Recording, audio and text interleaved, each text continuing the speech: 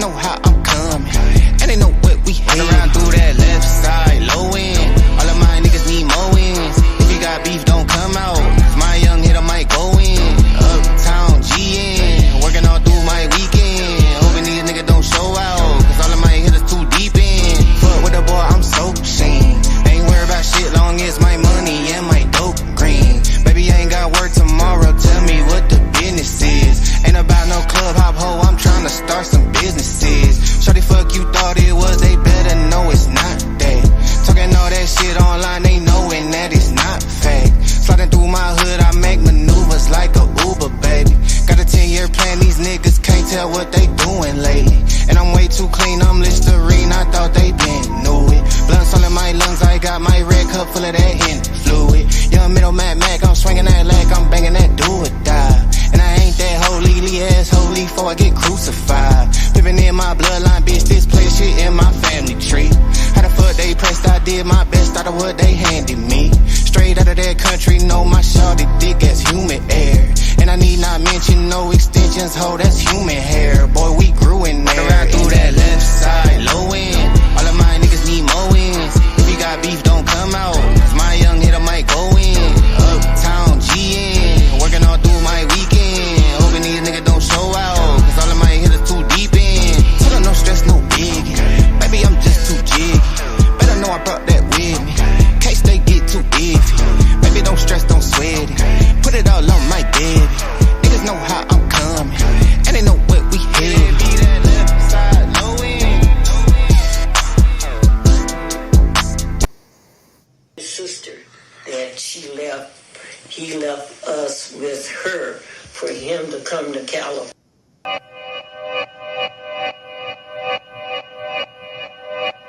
Yeah. Talking to my mirror like I love you so much. Curving on my critics like I heard you, so what? You can't kill my confidence, I think I'm the man. Tally all the fucks I ever gave on my head. Lately I've been living like I can't take a loss. They ain't wanna help me, that's what made me a boss. You can't kill my confidence, I think I'm the man. We don't give a fuck, that's what they don't understand. Back again like flu season, I broke records while loose leafing. I'm coming down my roof leaving, don't give a fuck, I don't care. Did the shit by my lonesome, no wonder now I'm on one. No shortcuts on that long run, all I really want is my share. Get him, I got him, I told him it's nothing. In the discussion, fuck all them feelings, I throw all my pain on percussion. Shit is disgusting, I hear them bragging about shit that they did, and it do not move me, not in the least. They ain't been dropping no seeds in the soil, but swear that you on my spot at the feast. I've been on go mode, show mode, showboat, rowboat, wave ride. Cool shorty, too naughty, pool party, wet for the face ride. Annie up, penny down, hand me down, thrift store, old drip. New money, too funny, old shorty, talk about old shit. I'm on they ass now, can't get a pass now, I'm a cash cow, keeping it brash now. Niggas is trash now, I'm a spaz out. I've been killing my lows and living on highs, you see in the sky's the proof. You could just see in my eyes that there is no lies, I cannot disguise the truth. I've been ducked off, getting sucked off in my new merch, color duck sauce on the new couch with my Chucks on. Get the fuck on with that hate. I'm big cool on the small chat, cause I know now that I'm all that. Got a hawk guy on the ball cat, get the fuck out of my face. Talking to my mirror like I love you so much. Curving on my critics like I heard you, so what? You can't kill my confidence, I think I'm the man. Tally all the fucks I ever gave on my head. Lately I've been living like I can't take a loss. They ain't wanna help me, that's what made me a boss. You can't kill my confidence, I think I'm the man. We don't give a fuck, that's what they don't understand.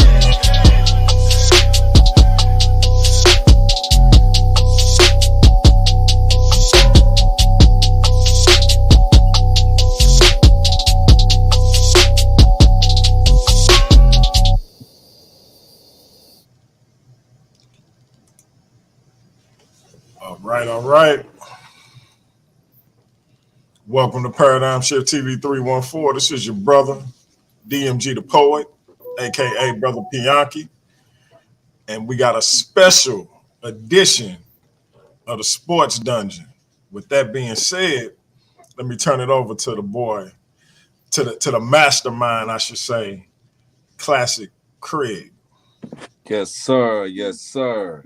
This is a you got the special Denver edition. Nuggets on. Yeah. You know, I had to get, you know, I had to put it out there, man. I had to put it out there. I had to put Pikes Peak out there. You know what I'm saying? But Mile High basketball, man. But I gotta say this, man. Welcome, paradigm shift. And not only is this paradigm shift, not only is this D Money's creation, he's in collaboration with a new force being brought forth within the universe. We are the whole effing show. Remember that. But because of the colliding of the two forces of nature, they reconstructed the elemental matrix that makes the one and only Sports Dungeon. This Sports Dungeon is powered, controlled, and even guided by the great force of the miraculous man himself, the one and only guy down here, Dave T'Challa, a.k.a. What it do, homie? What it do? What it do? The Sports Dungeon in effect, man. Yeah, I True am Sports Dungeon. happy here. The truth, man. Look, truth. We all know once you see us, this is the real dungeon. Yes, sir. The real Sports Dungeon. Once you see Ladies us, and gentlemen, we are live. you know what I mean. So we ain't got to play games. No We here. games. No games, bro. Everybody know the truth.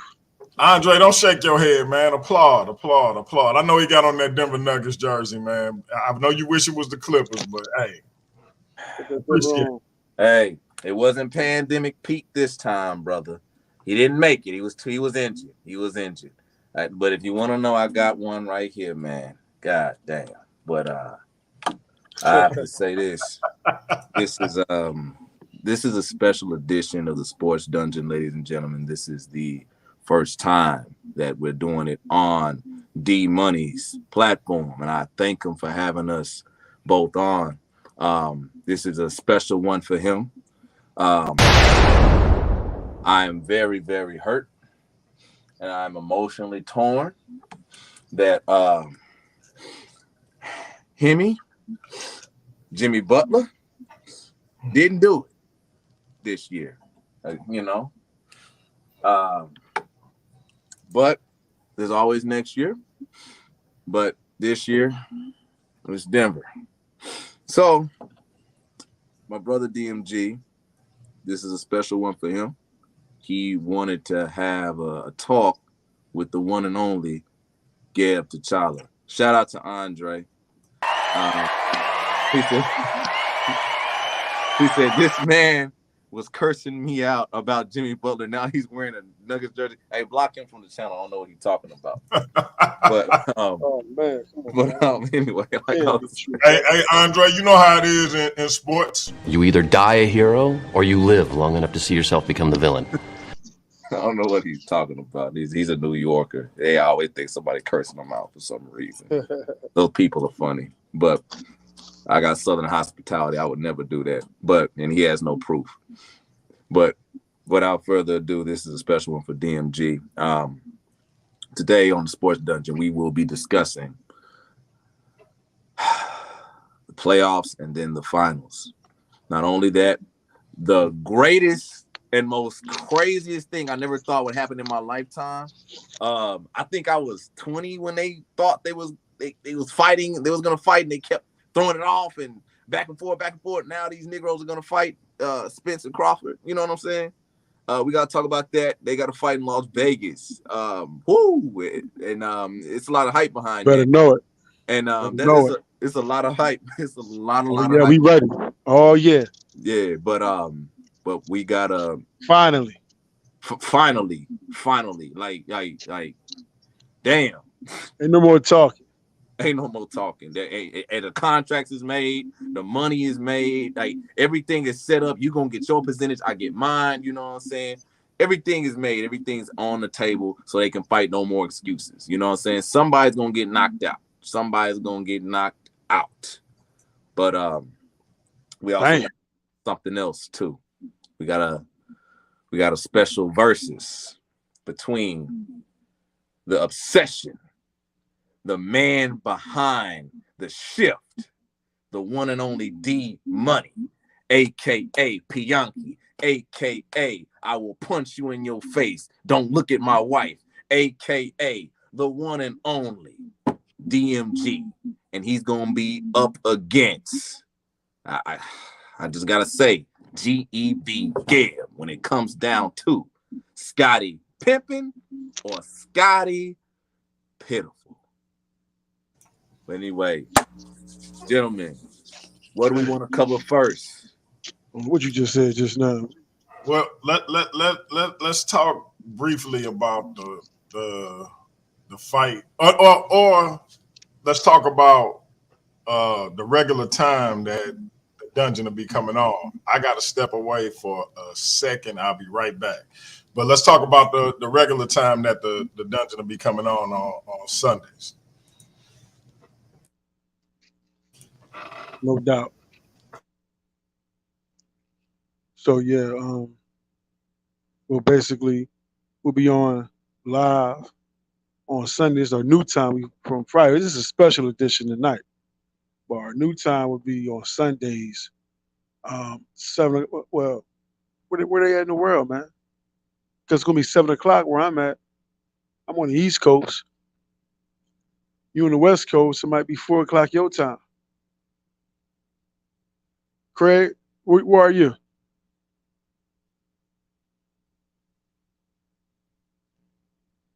You in Texas?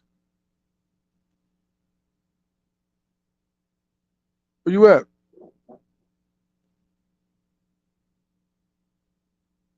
I don't know where this food went, but yeah. So we'll be on Sunday 7 o'clock at 7. A new time, new day.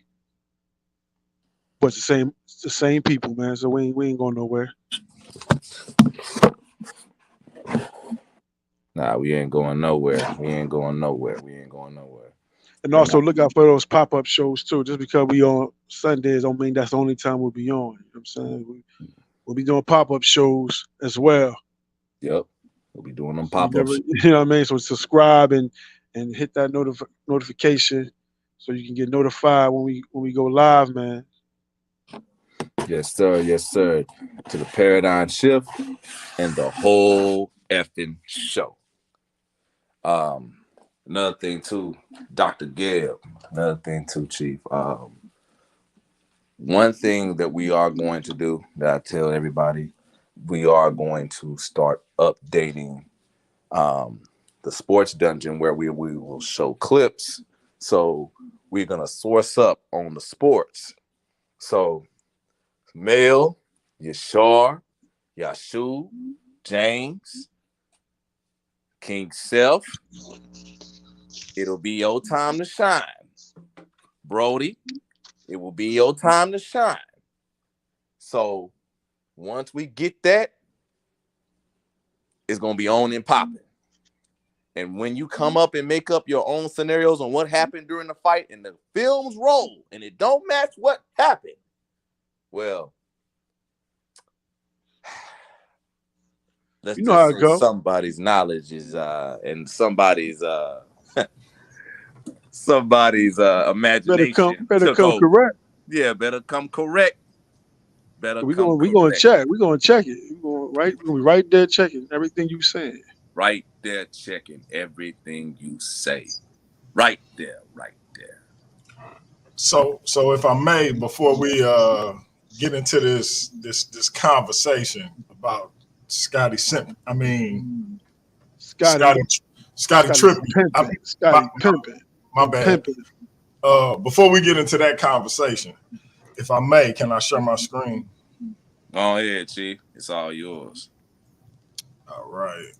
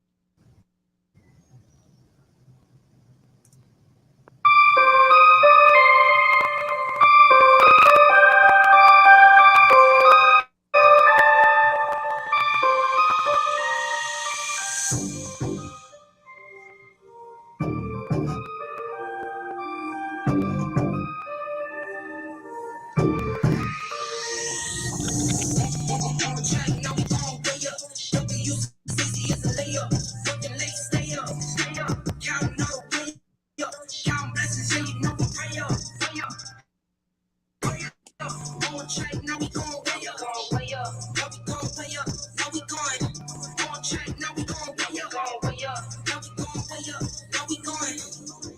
Keep the same energy. Work on being better when I'm 70. Your drip is just a water spring. You know I drip different, this is every season. I deal with life different, make the lemon squeeze. Went off for my style and identity. Better bounce back and get the cheddar cheese. I guess that's why they envy me. On track, now we going way up. We use as easy as a layup. Fucking late, stay up. Counting all the way up. Counting blessings, and you know we pray up. Pray up. On track, now we going way up. Way up. Now we going way up. Now we going on track. Now we going way up. Way up. All right. And so I just wanted to show the people what they in store for coming up on future shows, and we can get this on. Matter of fact, I hope y'all like the intro as well. Heck yeah. Oh, yeah. Oh, yeah, I love the intro. Definitely fire. Heck yeah, it's a sports show, man. Love you. Feel like a sports show coming on finally, you know? So how we gonna start this off, man? Because we got one of the. Talk to me, brother, because you know you want to talk. You call me out, you know. We got one of the 75 greatest players of all time who acting butthurt about a docuseries where no lie was told on Scottie Simping. Scottie Simping took a bad deal that even the owner said I wouldn't sign. But Scottie Simping wasn't as confident as he would like people to make him, as he would like people to believe, because if he was actually confident, he would have bet on himself and not signed that bad contract that had him the second best player on the team, being like the 10th highest paid on the team. It was a bad contract. Anytime an owner is telling you don't sign it, you probably shouldn't. But he took the money and then acted like a bitter Billy about it. Then Scottie Simping had a migraine in Game 7 against the Pistons when the Bulls had an excellent opportunity to get past their rival. Michael Jordan had like 40-something points in that game. However, Simping, Pimpin, a migraine and couldn't play. Then, and when Michael Jordan retired, he was the man. Led the Bulls to 55 wins. 55. But started pouting and acting like a baby because Phil called a play for Tony Kukoc. Went so far as to call Phil Jackson, a man who played with black men, a man who coached black men. No other players ever made these type of allegations, but he went so far as to call Phil Jackson a racist. And all because Tony Kukoc got the call for the shot, which he hit, by the way. And you can see Scottie Pippen throwing chairs, kicking, screaming like a little baby because Michael Jordan out here. Why wouldn't you call that play for Scottie Pippen? Now he whining, he crying, and I'm gonna give y'all the exact quote. This man had the unmitigated gall, the tremendous temerity to say, I saw Michael Jordan before I came to the Bulls. He was a horrible player. He took horrible shots. But now we become a team. We start winning. People forgot who he was. So people forgot that Michael Jordan came in as a rookie averaging 28 points a game. They forgot that in his second season when he got hurt, when he came back in the playoffs, he torched the Larry Bird-led Celtics for 63 points, to the point where the great Larry Bird said that wasn't Michael Jordan. That was God in gym shoes. 63. Every year after that, he averaged no less than 30 points a game, including 37 a game in Scottie's, I believe, rookie year, where Scottie only averaged 7 a game. That's 30 more points. But this man said he was a horrible player. Michael Jordan is one of only 3 perimeter players. I think it may be 4 now, because Kawhi. 4 perimeter players to win Defensive Player of the Year. That year, he averaged 2 steals and 2 blocks a game, a 6'6" guard. Now, again, I'm just saying, he's also the only player to make 9 straight first team all defense. Now, I'm just saying that Scottie Pippen is not only tripping, but he's simping, because Michael Jordan ain't said nothing, because Michael Jordan's legacy speaks for itself. He's the GOAT. However, Michael Jordan's son got a little petty in him. So you're talking about my pops. Your wife is a thought. Let me go out here and show you what you get when you speak on God and gym shoes. And so Marcus Jordan started tossing up Scottie Pippen, a strange wife, which of course added insult to anger, because this man who you can't stand all of a sudden, who actually tried to help you financially by presenting you a deal with Nike that you didn't even want, you refused to take. But now his son is tossing up your ex-wife and got you looking real crazy out here. So all in all, this is the case, a tragic case of a once great player losing his absolute mind, thinking he could speak on a man who helped him develop into an all-time great player. Remember, this dude came into the league averaging 7 points a game. His second year, he averaged 14. Every year he got better, because every year he was around Michael Jordan. Michael Jordan is giving this man the utmost props. He said, without Scottie Pippen, there would be no Michael Jordan. He's the greatest teammate I've ever had. What more do you want the man to say? Nothing that they showed in that documentary was untrue. You punked out against the Pistons because you had a migraine. Your head hurt. You took a bad contract that the owner told you not to take. You elected to get surgery right before the season when you could have got it when the previous season ended and been ready for training camp, but you decided to do it right as training camp was about to start because you was in your feelings about the contract that you signed. You refused to go into the game when Tony Kukoc, when the play was called for Tony Kukoc. Nothing the documentary said was untrue. You just in your feelings because you a simp. You let this woman, for all intents and purposes, castrate you, and now you want to stick your chest out at the man who made you into the player that you is. You can't take it out on her, so I guess you say I'm going to take it out on him. But what we witnessing is the public self-destruction of one Scottie Pippen. But what Scottie Pippen got to remember is how he became one of the 75 greatest players. It was by mimicking the great Michael Jeffrey Jordan. Your arm's too short to box with God, son. Stay in your lane before his other son start plugging your daughter or something. It's on you, my brother Gibb.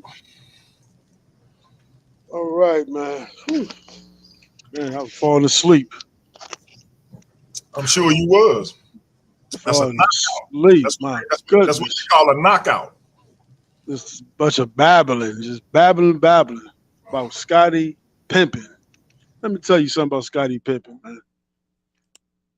We all know the airness, his great airness, Michael Jordan. I love Mike. One of my favorite players of all time. You know what I'm saying? No doubt about it. It's a lot of people's favorite player of all time. Call him the GOAT. We all know that. We all know that. They compare him to God.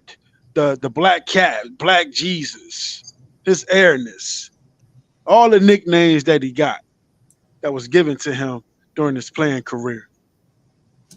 Mr. Clutch himself, Michael Jeffrey Jordan. We all know it. We all know the story. We all seen it. We all seen our own eyes. We can't take none of that nothing away from this man. This man is great, excellent.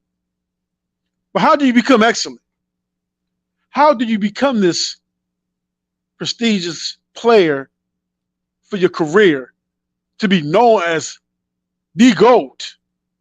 Because as we was coming up, I remember the argument very clearly. When we was coming up in my time, coming up in the 80s to the 90s, it was about winning. Not just winning, but winning championships. That was the standard. That was the standard, that to become a great player, you have to win the championship. You could be a good player, but to become a great player, to be on Magic's level, Bird's level, Kareem's level, Wilt's level, Chamberlain's, Bill Russell's level, you got to win a championship. Not just one, but you got to win a few of them. Detroit came in and took 2 championships. Now Isaiah is on that level. So where is Michael? He has none. Mike has no rings. Phenomenal player. Great. I mean, my goodness, we've seen it. We've seen this man flying through the air. He's great. But he has no rings. And a lot of these detractors don't like Mike already, but he got no rings. So they got a little bit of a better argument. Because they're like, hey, man, listen, he might be good. He might be flying through the air, but he ain't got no daggone championships like Magic. Magic told that man, listen, you ain't on my level. You ain't got no champions. I got 5 of them things. So what happens? Jordan and the Bulls finally get somebody in there. Drafted a man, Scottie Pippen, coming in from Arkansas, Central Arkansas. Coming in, long wingspan, 6'8", coming in to help the great one. They ain't think too much of this guy. Nobody really knew who he was. You know what I'm saying? Nobody knew who he was. But he came in there. He came into Chicago as a rookie. So he really didn't get much playing time. So he has to be developed. This wasn't a man coming in, lighting things up off the gate. He had to be developed. But this man acting like, DMG acting like Jordan made this man by himself. He was in the laboratory. Let me make you, Scottie. Let me give you defense. Let me give you offense.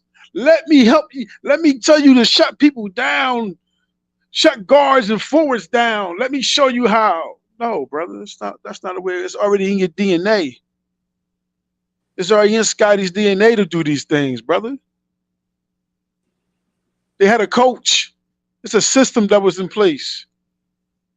You bring in Phil, you understand, when Phil Jackson comes in there, that's when things start to change. It wasn't just because of just Scottie came and changed things. No, it was Scottie. It was Phil.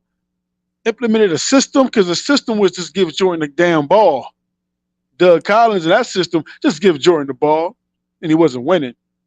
When Scottie came, Horace Grant came, winning basketball came. Can't take nothing away from Scottie Pippen's contributions. Got better, like you said, he got better every year. Every year, Scottie got better. Helping Jordan get past these teams that was beating him in the past. Now we can talk about the migraine game. Oh yeah, no doubt, he had a migraine. They lost the game, caused him the game. Who knows if he would have showed up? But guess what? The man showed up. He showed up. How could you fault a man for showing up? He had a migraine. Oh, I forgot. He got to be like Mike. He got to be like Mike. Mike had the flu. Oh, the flu game. Be like Mike, which we found out it was about a stomach virus. But Mike had the flu. You got to be like Jordan. No, he's not like Jordan. We understand this. He's Scottie Pippen. He's here to help Jordan. He's here to take the stress off of Jordan. Jordan himself said it. Jordan, listen, Scottie, without Scottie, I don't win 6 rings. I don't win these 6 rings without Scottie. He's the best teammate I ever played with. He helped me do a lot of things. He helped Jordan rest. Jordan ain't got to guard you the whole game and score 30 points. Now he can take that. He can give it to Scottie, and Scottie can guard one of the best perimeter defenders of all time. And at that time, that was a key position to guard. Scottie provided that. Scottie provided a lot of things he didn't have. You could have put anybody in that position. How many championships do we win with anybody in that position to do what Scottie did? A lot of people would have scored the ball, but they couldn't play defense. Somebody could have played defense, but they couldn't score. Scottie provided you everything. Assists, make the team better. While Jordan can go off for 50 and 60 points. They always forget. See, that's the thing. You always forget about Scottie. That's why Scottie, I can understand why he's angry. Because every time they talk about Mike, you forget about Scottie, his contribution. Like he wasn't there. Like he wasn't there when Jordan was scoring 63 on Boston. Like he wasn't there when they won their first championship against the Lakers and he put Magic on clamp. I got him.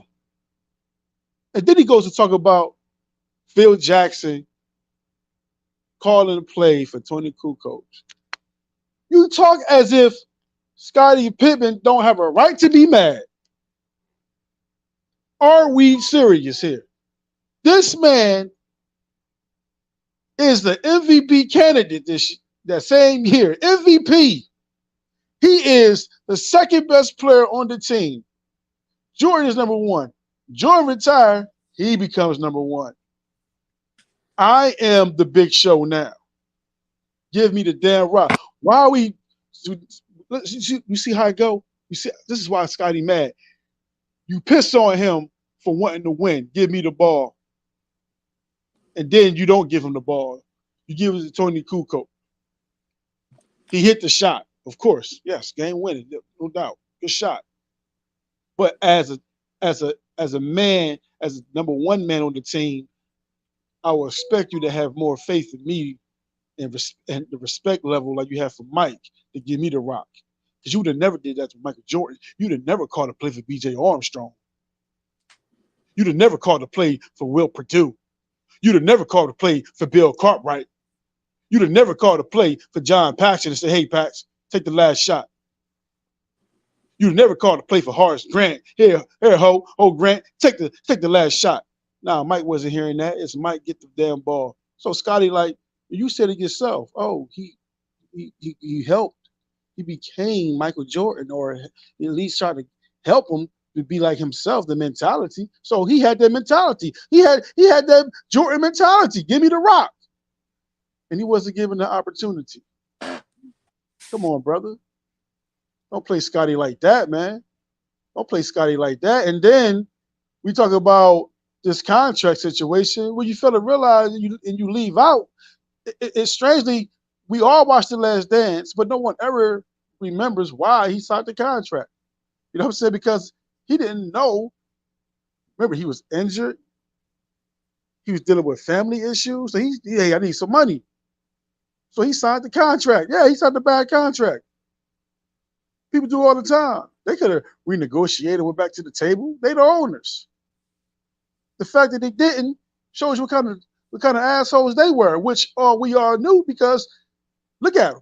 I don't care if Phil Jackson go 82-0. He's not going to be coaching next year. That's the mentality that we're dealing with in Chicago. But we're going to blame Scottie. So Scottie is sipping out there.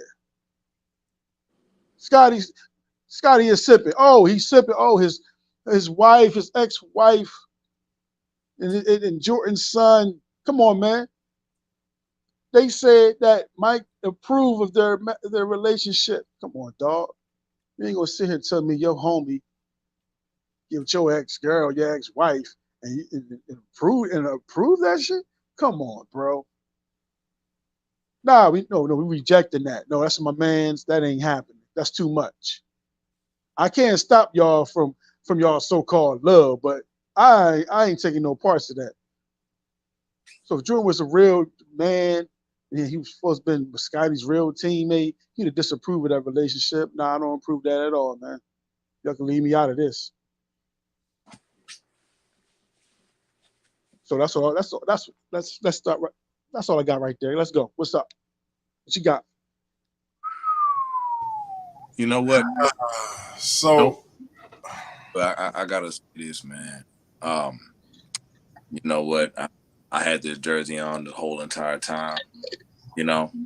But I don't know what that guy from New York was out of Denver's jersey. I was wearing the Chicago jersey. You know, we talk about Scottie Pippen. But I want to say this though, man. One thing I have to say about Mr. Pippen, right? Especially in my generation, and I know you guys are older, so you guys are out there. He has been catching. He was shown as the Robin to Michael Jordan. You know what I'm saying? He was shown as like a role player, like a Klay Thompson or something like that, right? He's the archetype of the early Klay Thompson.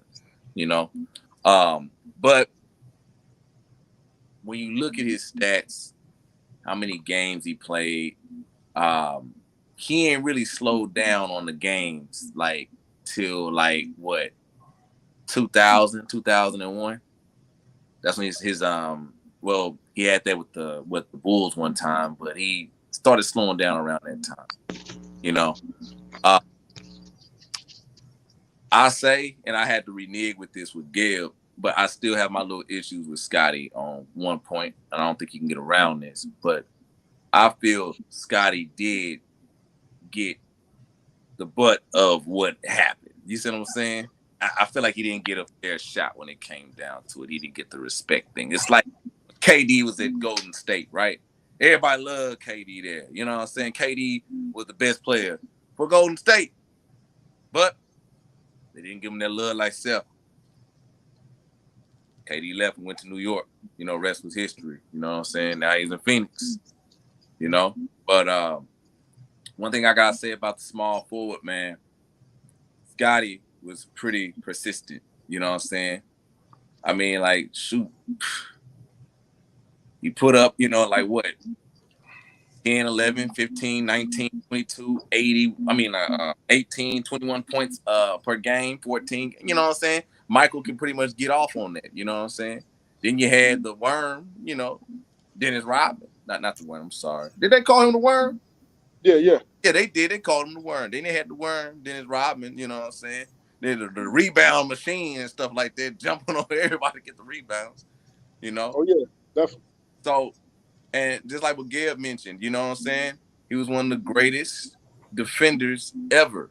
And the versatility and dexterity he had for his size made him an excellent individual to play with Mike. But I believe being with Mike put a lot of pressure on Scottie, and this caused Scottie to somewhat decline later on psychologically. You see what I'm saying? Because that's a heavy mantle playing with the GOAT. You know what I'm saying? Heavy one at that. But what you got, D-Money? My brother Gab said a whole lot of nothing. Just to be clear, he said a whole lot of nothing. Like he talked about Scottie Pippen coming in and helping Michael Jordan, things that Michael Jordan has readily admitted. If not, everybody knows, if not for Scottie Pippen's development as a player, the Bulls probably wouldn't have won. That being said, the driving force behind those teams was one Michael Jeffrey Jordan. Michael Jordan has never spoken ill of Scottie Pippen as a player. He has given him the utmost props, be it when he inducted him, when he went into the Hall of Fame, or when he inducted Scottie into the Hall of Fame. So what we have here is a case of one person being ungrateful. Scottie Pippen came into the league 6'7", 6'8", with a damn near 7-foot wingspan. He played point guard most of his high school career, but he got a growth spurt move to the three. Scottie Pippen was one of my favorite players. I know his story well. My brother Geb obviously doesn't know his story well, because he said Scottie Pippen was there when Jordan torched the Celtics for 63 points. Scottie Pippen wasn't even in the league. So I think we got a situation where one person actually knows this scenario and how it plays out, and the other person is just, trying to defend, one of the greats who deserves to be defended. But if you're gonna defend him, you should probably know when he came into the league and when he didn't. And so, just to be clear, Scottie Pippen wasn't in the league when Michael Jordan torched the Celtics and Larry Bird called him God in gym shoes. Scottie Pippen was still at Central Arkansas. Scottie Pippen came into the league averaging 7 points a game. 7 to Michael Jordan's 37. What Scottie Pippen said, Michael Jordan was a horrible player before he got to the Bulls. Like what is his what is his criteria for horrible? Because again, 28 points a game as a rookie, runaway rookie of the year, gets hurt his second year, but comes back in with about 19 games left, gets to the playoffs and torches the vaunted Boston Celtics, and Larry Legend himself, a man that won 3 straight league MVPs, said that wasn't Michael Jordan, that was God in gym shoes. The next year, Michael Jordan averaged 36 or 35 a game and never not won the scoring title after that during his tenure with the Bulls. But Scottie Pippen says he was a horrible player. And he shot 50% from the field, by the way. Again, what's Scottie Pippen's criteria for a horrible player? I think that we have a classic case of a man being ungrateful, a man biting the hand that fed him, a man not being realistic with the fact that had it not been for Michael Jordan pushing him, had it not been for him mimicking Michael Jordan in a lot of ways, he wouldn't even be on anybody's radar as a player. His offensive game was limited at best. What was he going to be? A defender, just a perimeter defender and ball handler? Because he couldn't score to save his life. 7 points a game. Now in the NBA, he's an NBA player, but 7 points a game? But Michael Jordan was a horrible player before he got there. So just let's just put it on the table. I'm gonna ask you this, Gab. What's up, brother? If Michael Jordan was a horrible player, having averaged 28 as a rookie, what kind of player was Scottie Pippen, having averaged 7 as a rookie? Okay, that's easy to answer. Well, first and foremost, you're correct. He was not in the league. I was just when I said that, I was going through all the teams they was playing against, and I put him in. I put him in there, but it's all okay. good. It's okay. It's okay. But you didn't know, and I did know. I did know. It's all good. If you did, you really didn't say it. I just misspoke. That's all. I just misspoke. But just like how, see, I can admit to that, but now I'm going to you're being disingenuous. Hey, Andre, you got it completely correct. Scottie Pippen minus Michael Jordan equals Bruce Bowen. I got to drop a bomb for Andre, the voice. Well, he obviously don't know what the hell he's talking about either. That was he's delusional, and if you agree with that, you're delusional. Hey, Gary. So hold on, because I'm surgical with this bitch, Jaden. How you want it? What he failed to realize is this. I mean, ask DMG because you trying to say he said I don't know that Scottie wasn't there, but how about this? He been disingenuous. You said, listen. Listen. No, listen. I already know. No. I get that. No, listen to me now. Listen. Don't get nervous now, brother.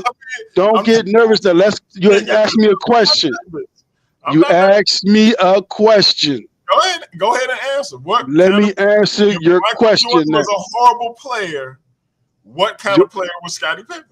Okay, you should. No. Finish the whole thing. What kind of player was Scottie Pippen who averaged 7 points? Yeah, Michael Jordan averaged 28 as a rookie. Okay. Pippen averaged 7. So this is what I'm talking about. Jordan was a horrible player before Scottie Pippen got there. What kind of player was Scottie Pippen? I heard you. He was a rookie coming in. What he's not telling you is this: Scottie Pippen did not start as a rookie. Whoa. Oh. He did not start as a rookie. He wasn't playing the minutes as a starter. Hold on. So he wouldn't even good. So a guy who wasn't even good enough to start as a rookie said that a guy who was an all-star as a rookie was a horrible player. A horrible player because check it out. A horrible player because he was giving the ball. He was the guy, the ball hog that couldn't win, that didn't make his team better because the proof is in the pudding. They had horrible records and still made the playoffs.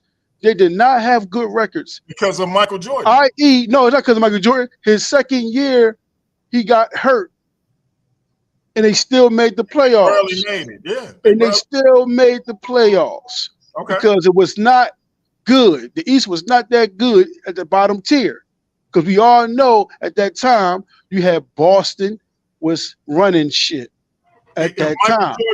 So you didn't have that. With 19 games left, would they have made the playoffs that year? Who knows? Probably not. But the fact of the matter is, they wouldn't have. No. They wouldn't have because you don't know because they put themselves in position to get there. No, listen. They were trying to lose to get draft picks. If they was that bad, if it was that bad, they wouldn't have been nowhere near the playoff mark on the 8th seed. They would have been nowhere near it. 19 games is not a lot down the stretch. If you were that horrible and you're trying to lose games, you should not be nowhere near the playoffs. Now who being with 19 games left. You should not be in the playoff hunt with 19 games left. No, this is facts. This ain't disingenuous. This is facts. The fact of the matter is, everybody remember the game where Scottie Pippen stuck his Michael Jordan signature shoe out and was saying, "Come back," because he knew he needed Michael Jeffrey Jordan in order. And Michael Jeffrey Jordan knew he needed Scottie Pippen, and he acknowledged that. And he acknowledged that. And Scottie acknowledged that. And Scottie acknowledged that. Did he not? He called him a horrible player. Well, of course. Of course, he saw All of a bad. sudden, He seen all of a bad sudden basketball LeBron- being played by who? from Michael Jordan. That's why he So- called him horrible play. Not that he wasn't good. He just saying this is not team basketball. This is not going to. This is not going to hold up. Let me break it down. So bad basketball. My goodness, you don't know what I'm saying. I just want to ask. Bad Why? basketball I'm still talking. It's 30 plus points a game on 50% shooting. That's bad basketball, bro. Just you can average 40 points and still play bad basketball because you're not getting a team involved. On 50%. If you have, bro, if you get the team involved, how do you get the team involved? And I'm saying that's his fault. I'm just saying that's how they wanted him to play. Keep in mind. So you see horrible basketball being played. So I see you're a horrible player. You're a horrible player. Not saying you can't play. I'm just saying I see bad basketball being played from you because your coaches is allowing you to just shoot up bucket, average shooting 30 times a game. Shooting 30 times a game, which is not helping y'all win. That is bad basketball, brother. That is bad basketball. Can we get Gabe a breathalyzer test, man? No, hold on, DMG. Hold on, DMG. Can you let Gabe finish? I sat there and let you finish. But when I say something, you going crazy over there. You cutting me off. You cutting me off because you don't want these niggas to hear the truth. Oh no! If this is the truth, I want them to hear it. No, you don't. No, you don't. You do not. You do not. And shot 50% from the field was a horrible player. I want them to hear that. I'm giving the context of the horrible player. I'm giving you why you can be a horrible player. Not saying you cannot play. I'm just saying you could be on a horrible team. Nobody could call Michael Jordan horrible play. This is not basketball. But when he came in there, they was now you've been developed, and now you get a new coach who's going to bring winning basketball to your system, not just give this guy the rock and let him rock out. And what you failed to mention is he torched the Celtics 63 points, but they lost, my nigga. They lost that game. So you was scoring 63 points with a loss. With an L. We praising losses now. We praising a person scoring 63 points with a loss because it was so magnificent in the Boston Garden. But you lost the game. Yeah, it's just like when LeBron broke the scoring record against Oklahoma, you still lost, homie. Still lost. When Devin Booker scored 70, they ain't care. He lost. And I want to say this right here. So individual performances is negated by a loss. Yeah. Absolutely, because it's a team game. No, it's a team game. Absolutely, y'all bugging. And it's their standards. It is Jordan's. Hey, hold on. Let me ask you a question. When Will scored 100, let me ask you a question. Lost, it wouldn't mean nothing. Let me ask you a question. But he won. That's the thing. He won. Ain't no if when ifs. Nah, ain't no hypothetical. Ain't no hypothetical. It's no. He won. So we would never know. He won. So Kobe scored 81. I'm giving you fact. You giving me hypothetics. Kobe scored 81, because and he won. We negating great play from an individual because the team lost. You know how many great plays it was? How many players who had great games and lost? Yeah, there's a lot of great. Yeah, but we don't care about that. We don't care about the loss. Oscar Robertson averaged a triple-double for we don't care. We don't 2 or 3 for a whole season. I think 2 times, and he didn't win in those seasons. But that don't negate that he averaged a triple-double. Okay, but you're talking about a game. So people had great games. We talking about the game. People had great games and lost, and we don't talk about it no more. Lost. Damn, I'd have been good. We lost. We continue to talk about Jordan, 63 points. He lost the game. You never heard Jordan talk about that game as if that was a great game for me. You don't hear him. You see me, I scored 63. Because Jordan don't care about it. He lost. Jordan don't care about that. He want to win. I understand. Jordan wants to win. But it was still a great individual performance. No doubt. We seen plenty of great individual performances that's not talked about. See? Y'all worship, y'all see that's called worshiping somebody. Y'all worship a man. Well, Y'all he is worship a God man. in sneakers, bro. I don't worship that man. He Y'all do. is God in sneakers. Y'all worship that. See that? You're a cult follower. Larry Bird said that was God in sneakers. You are a cult follower. The white man gave him some validity, and y'all start running with it. Oh man, how you bringing up the white man and we talking about the black happened. man? That's you talk about the white man. You said Larry Bird called him God.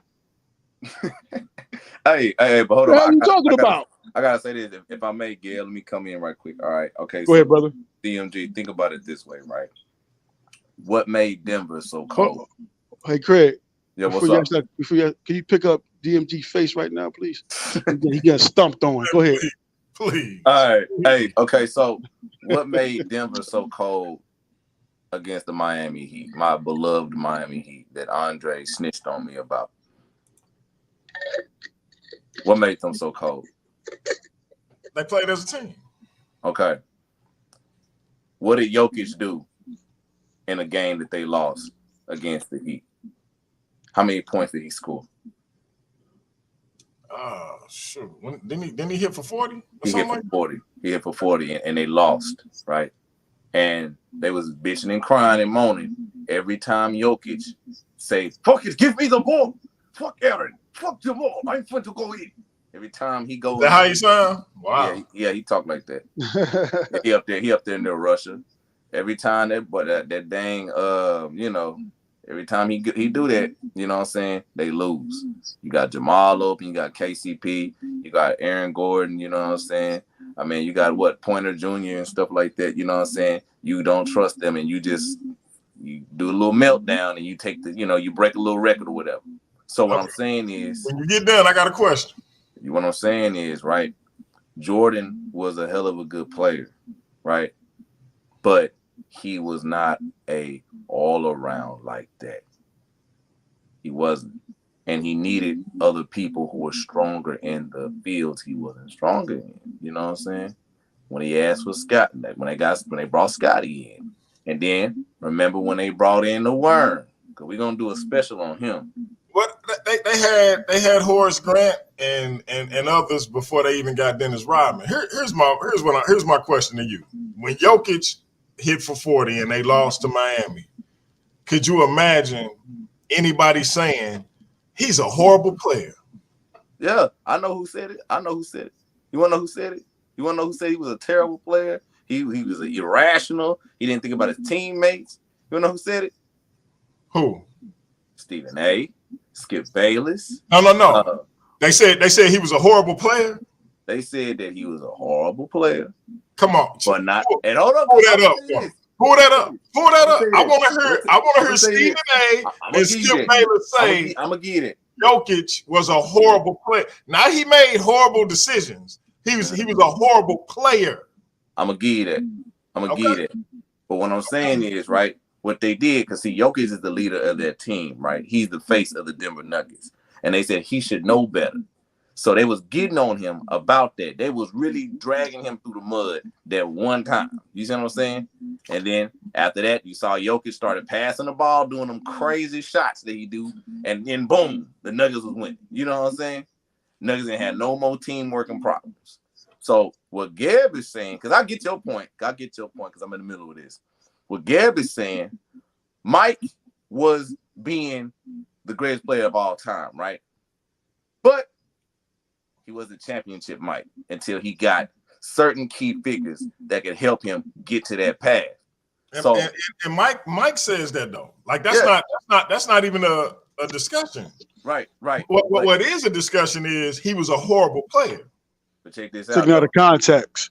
But see exactly. Showing that the words are the words. Ain't nothing to take out of context. He was a horrible player. Yes, I understand what he was saying though. I understand what Scottie meant by that. He ain't saying that he was a horrible, like he can't play, man. Like, come on, now, that's absurd. We know Jordan's not a horrible player now. Come on. Yeah. Hey man, do y'all want me to pull it up? Man, you ain't gotta pull it up. Okay, so I'm not drinking what you and Scottie drinking, so I don't know what he meant. I'm saying I'm going off of the words that came out of his mouth. He was a horrible player. a man who was clearly a better player than Scottie Pippen, Scottie Pippen had the nerve to say he was a horrible player. So what he's saying is he thinks he's better. Because I ain't never heard him call himself a horrible player. And I call BS.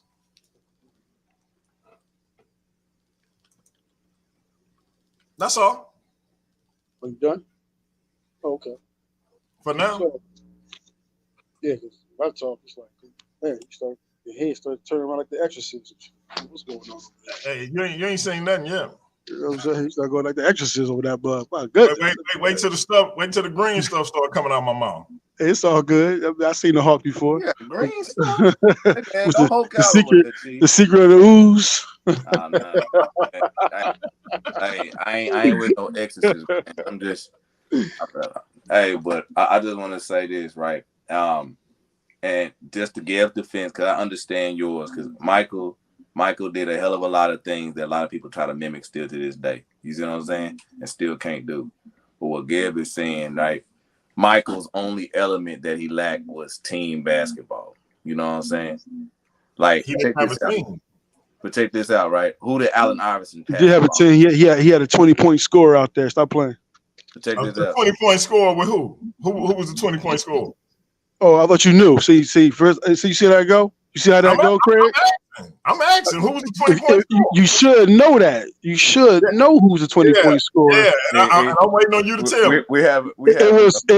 It was Orlando Woolridge. That's who the hell the 20-point scorer was. Okay. He averaged 20 points while he was playing with Michael Jordan? Absolutely. Okay, show me, because I don't remember that. How do I show you that? I don't know how to show you that. You can show your screen. Matter of fact, look, I can pull it up myself. Y'all keep going. Yeah, you do it. Yeah. Pull up his stats. I hope you ain't capping. Pull up. Yeah, pull up his stats, man. I'll give. I ain't capping. I'm looking at it right now. He ain't capping. Hey, listen, I just pulled something up. So I just opened up my internet, right? So it's this thing about, I know this ain't got nothing to do with sports, but this just tripped me out. It's the thing about Michelle Obama. Is Michelle Obama a man? The Bible conspiracy theory and the controversy explained. This is so crazy, man. Was I not? I'm 29 now. I know I was 14 when that came out. They're still circulating around. It's crazy. Yeah, that's wow. I can't. Yeah, and that's popped up. So we get on there. That's the. Yeah, just pop. I can't believe that's a thing. Yeah, right. He's trying to run away from this scolding that Dr. Geb is giving you. We saw that. That probably didn't pop up on your screen. He really not giving me nothing, because he ain't showing me nothing that legitimized anything Scottie Pippen said. So Orlando Woolridge being a 20-point scorer don't make what Scottie Pippen said true. What it proves is that Scottie Pippen is bitter, because if Orlando Woolridge could average 20 points while Michael Jordan was averaging 30, then why Scottie Pippen he didn't average 30, bro. Hold up. Scottie Pippen only averaged 14 for his career. So yeah, but he didn't average 14 playing with Mike. All I'm saying is being disingenuous again. Scottie, no, I'm not. So you are. He didn't average 14. He didn't average 14 playing with Mike. He did not average 14 playing with Mike. He averaged 14 for his career. I didn't say what he averaged with the Bulls. I said he averaged. But why not? Why not the Bulls? We talking about the Bulls. We talking about Scottie and Mike. He didn't average 20 a game for the Bulls. But he averaged no 14 for the Bulls. Stop. No, he averaged 14 his second year. I didn't say he did average 14 with the Bulls. I'm simply saying. But the people that's listening if they heard that, they'll make it seem like he only averaged 14 with Michael Jordan. Come on now. For his career, Michael Jordan averaged 29.9 for his career, the highest average in league history. But First of all, brother. Okay, come on. First of all, my brother, get it right next time. I mean, If you go, see, that's what I'm talking about. Like, I don't give it. I'm petty. Oh my God. He ain't average. He ain't average no 29.9. He averaged 30.1, brother. Get it right. He averaged over 30 points. Get it right. I don't give a damn about decimals, points, and all. It's 30.1. Okay. Right? So you, hey, listen, you making my point for me. No, I'm not making your point. I'm correcting you because you the one that's saying, "Oh, I thought you knew this." No, let me tell you. Let me tell you. I appreciate the correction. If that's you two are corrections. If Actually, you are that's three. if you are in fact correct, but that What being you said, mean? Correct. What? Scottie Pippen, a player of Say it Scottie again. Pippen's caliber. Say it again. Hold on. A player of Scottie Pippen's caliber has no business saying a player of Michael Jordan's caliber was a horrible player. Bottom line. Yeah, you can. So thank you for pointing out that Mike averaged 31.1 a game, which illustrates even more that he wasn't a horrible player. Because guess what? Again, 50% shooting while averaging 6 rebounds, 6 assists, and 2 you win. You only win. You only win when I get there because now they can implement a system because I'm there. It can take a lot off of you. And he didn't win Because I'm there. Oh no, they won. Oh, they won. He had to help him develop. It wasn't no more first round. It wasn't no more getting knocked out in the first rounds when Scottie came. It ain't no more. There's no more of that. When Scottie developed, ain't no more first round knockouts. You know what I'm saying? Heck no. It's getting better year by year. They're getting better and better. And it wasn't long until they won a championship. It took about 3 years? 4 years to win a championship? Come on, man. Stop playing, man. Stop playing Scottie, man. I got a question, Gil. What's up? So check this out, right? And maybe this will help DMG a little bit. Because I don't need no help. Yes, you do. Yes, you do. Yes, you do. That man, life jacket. I am. Scottie Pippen cannot speak on Michael Jordan being a horrible player ever. Oh, man. But hold on. Check this out. I am an adamant fan of team basketball. Okay. That is a dying skill in the NBA today. Right? Very few teams have team basketball capabilities. You see what I'm saying? So, without further ado, so Gail, do you feel that when Scottie finally developed, Jordan and everybody else on the Bulls were able to play proficient team basketball? I think that's what our question on. But go ahead. Hold on, what's the question? Do you feel, right, when Scottie came along and when Scottie developed, do you feel that Jordan and the rest of the Bulls were able to play proficient team basketball? Absolutely. Okay. And so check this out, right? The great Kendrick Perkins, the biased great Kendrick Perkins said defense wins championships, right? So, Gail, who was the best defensive player on the Bulls? Best defensive player on the Bulls, man. Mm-hmm. They had 2 of them motherfuckers now. I think about it. Actually, they had 3. 3. What's that? 3 what? What are we talking about? He talking 3 about great defenders. 3 great defenders. Who's the third defender? Remember, Michael Jordan, 9 straight first team all defense. The only player to ever do that. Who's the third? When they had Horace Grant. Pippen got 10. No, he don't. He got 10 all defensive. He got 10 all defensive players. First team? First team? No, all together. Like I said, Michael Jordan has 9 all defensive first team appearances, my brother. Okay. 9. So again, Scottie Pippen ain't never won Defensive Player of the Year. Michael Jordan has. Well, he should have. We know his bias. He should have. He had bias. He had plenty of seasons. Look, man. He had plenty of seasons. Hold on. He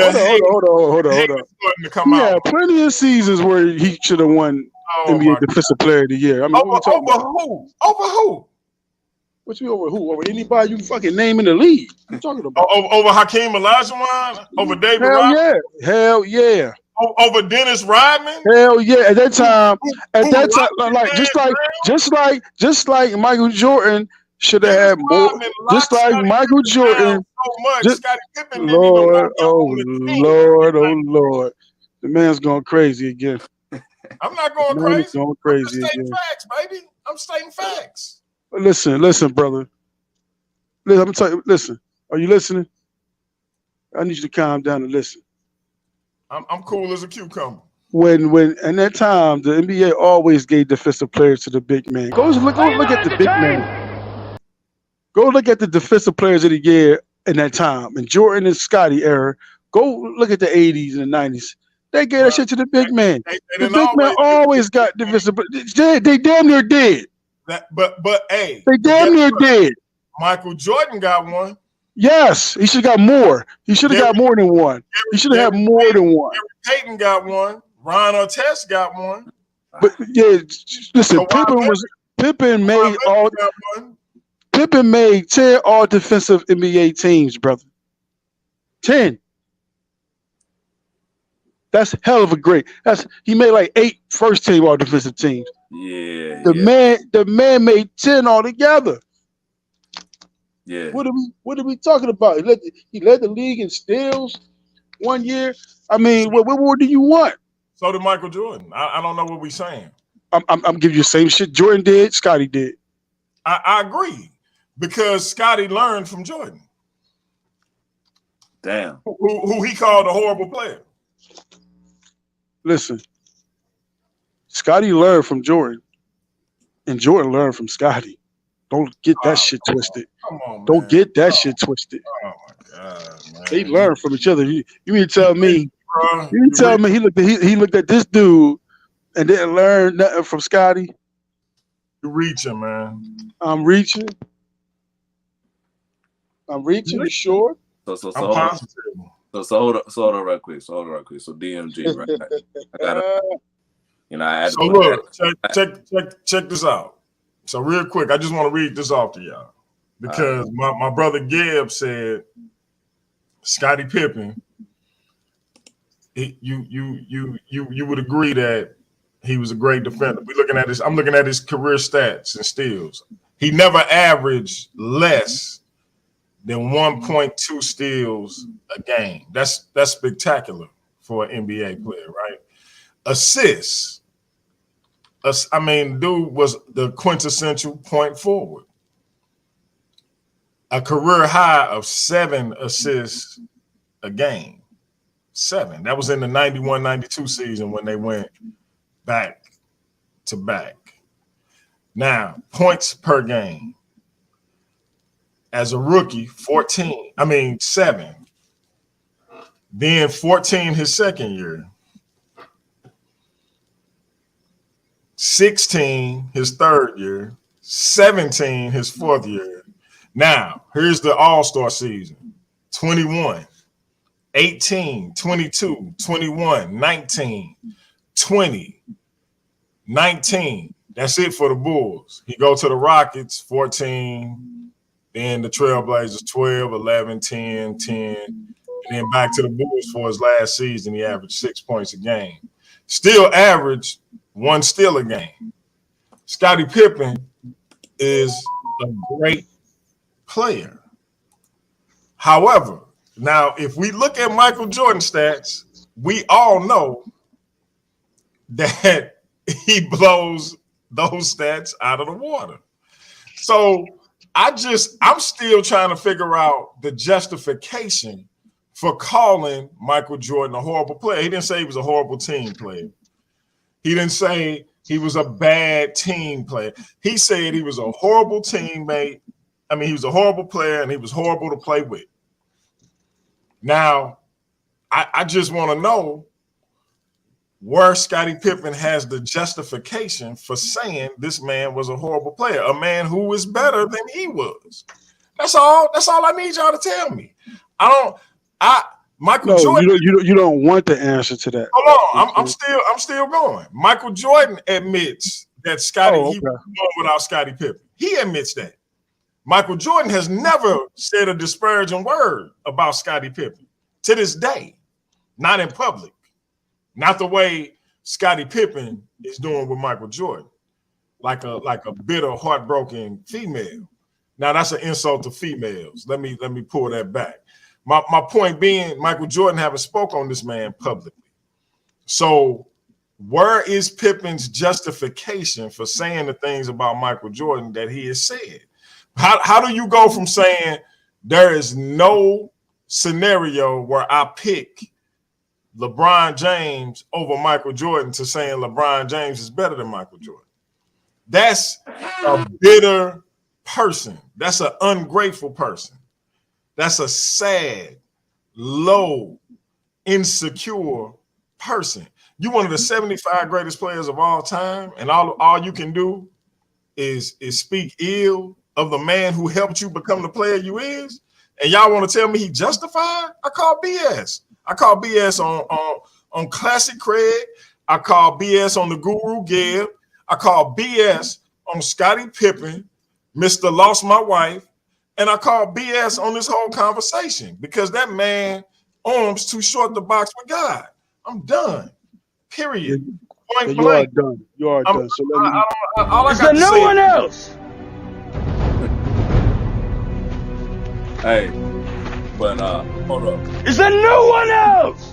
I got a question. No, get the question. Save the question. Let me go. All right, I got you. Let me go. He said, why is this man justified of saying what he said? Called him a horrible player. Picked LeBron. Picked Kobe. He picked, he might have picked Gary Payton. Who knows? That's what Pittman does. You know what I mean? We don't take him serious when he say these things. He don't even take himself serious because he'll come back and say, hey, man, you know it's Mike. It's Mikey Jordan. We know it's true answer. We know it's true answers. Shit. But when you're constantly being disrespected, when you're constantly not being mentioned, when you talk about the man that he helped get 6 rings. Oh wow. Really? Really? Damn. When I'm cooking, cats would come in trying to goddamn put out the that was me giving you props. Are you not entertained by what this man's saying? What you mad for? You cut me off, brother. Do that for you when you talk. You did that after you was done. When you was done, you did that with me talking. It's all good though. Appreciate you. Thank you, brother. You know what I mean? It gets kind of crazy, but it's all good. You know what I mean? This man, like I said, this man always had his opinions. Tonight, man. Oh, I thought I was muted. My bad. Damn, DMG, what's going on here, brother? What are we doing here? What are we doing? What are we doing? I know y'all came here for some war, man. What my man D-Money doing, brother? What's going on? I ain't even start yet. It's all good, though. It's all good. You know what I'm saying? It's all good. So as I was saying, are you on mute, brother? You put yourself on mute, brother. All right, cool. So, yeah, I mean, I agree with you. Listen, I'm a definitely agree with you. If he really meant that Jordan's a horrible player, he lost his damn mind. He have lost his damn mind. I'm trying to get the context on what he's saying. I wish we can interview him right now so we can get some more context on why he said that. You know what I'm saying? But if he really meant that, which I know he didn't really mean, we are, Scottie, he it's all good. Scottie is mad, man. He's mad. He's frustrated out there. He want his goddamn respect. And he's not getting his respect. I get it. And one thing I want to point out, when you read all those stats and everything, Scottie leads Jordan all categories except for scoring. He leads him in assists, he leads him in rebounds, and he leads him in steals and blocks. You know what I'm saying? Just to throw that out there. Does that mean he better than Jordan? Because the stats say he has more steals and more blocks and more rebounds than Michael Jordan, does that mean that he's better than Michael Jordan? Say if I was a statistician guy, I'd say, yeah, he the man. He's better than Mike, just like LeBron, better than Mike because he got more stats. No, I'm not crazy. I understand. He did his part. He did it fucking well. He did it very fucking well. He has 10 All Defensive Players awards, 8 First Team Defensive Player awards. Without Scottie, there is no championship rings, 6 championship rings. Without Jordan, there is no 6 championship rings without Mike. They are fucking one. They are one. Always will be. When you say Jordan, you say Scottie. You can act like he wasn't there, but you always picture Scottie in your mind next to him. Because they was probably the best fucking duo ever. Arguably. So with that, I'm gonna say Scottie been Pippen the whole time. Give him his respect. Give him the ball. Let him shoot the last shot when Mike ain't there, goddammit.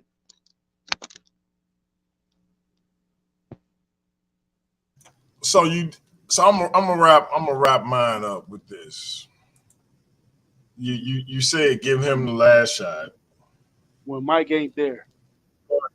When Mike ain't there, but then we talk about winning being the most important thing. He could say Michael Jordan was a horrible player because Michael Jordan hadn't won yet, but if winning is the most important thing, why you care who's shooting the ball as long as y'all got the win? But after Tony Kukoc hit the shot, you see him throwing chairs all around like he's still mad about it. Y'all won the game. Okay. So winning ain't the most important thing unless Scottie Simping is getting the last shot.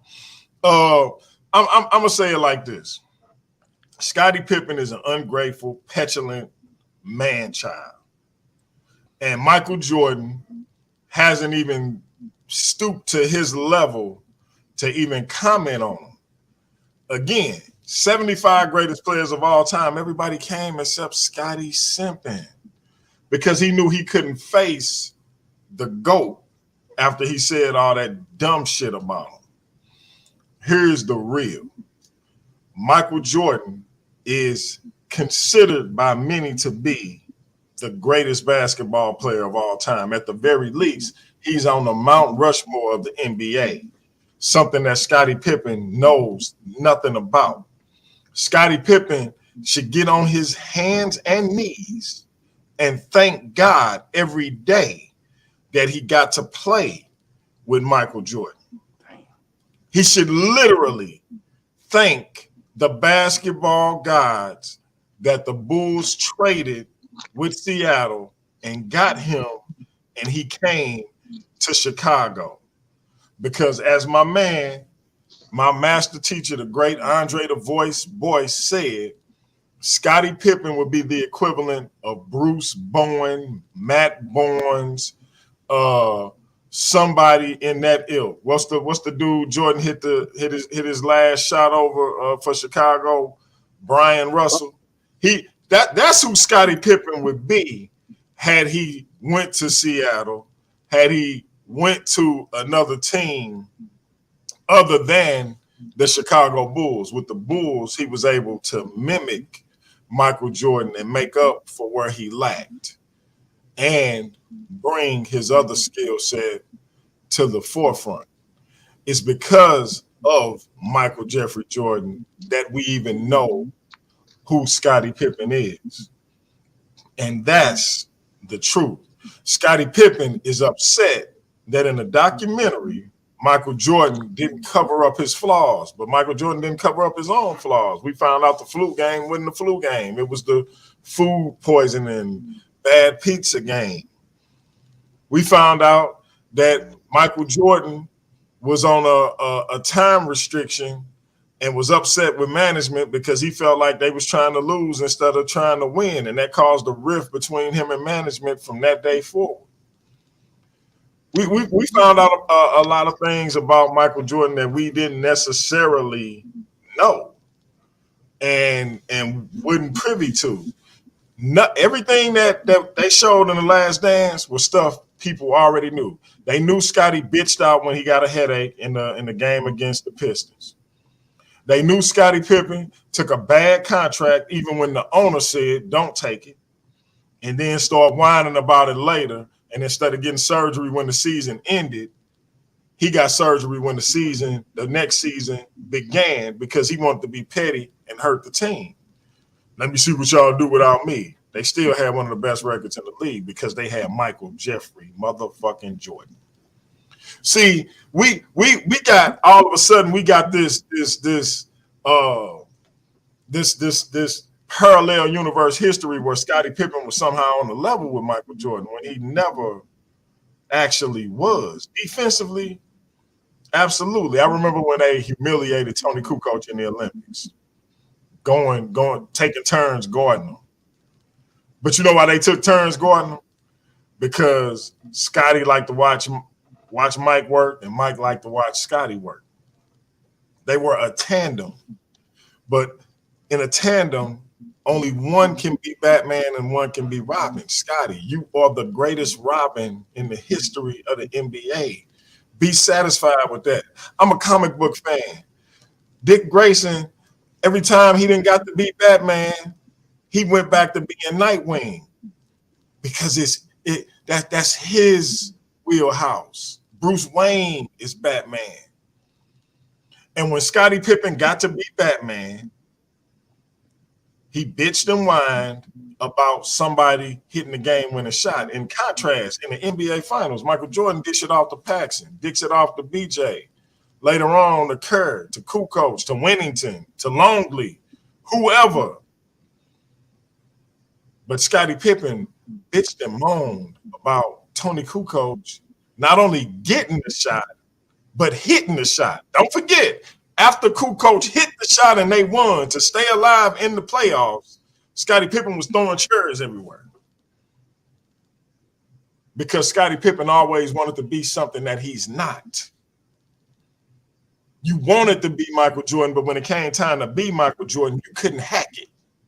And that's why we see him with his shoe stuck out, talking about come back. Listen. On one hand, you got the GOAT.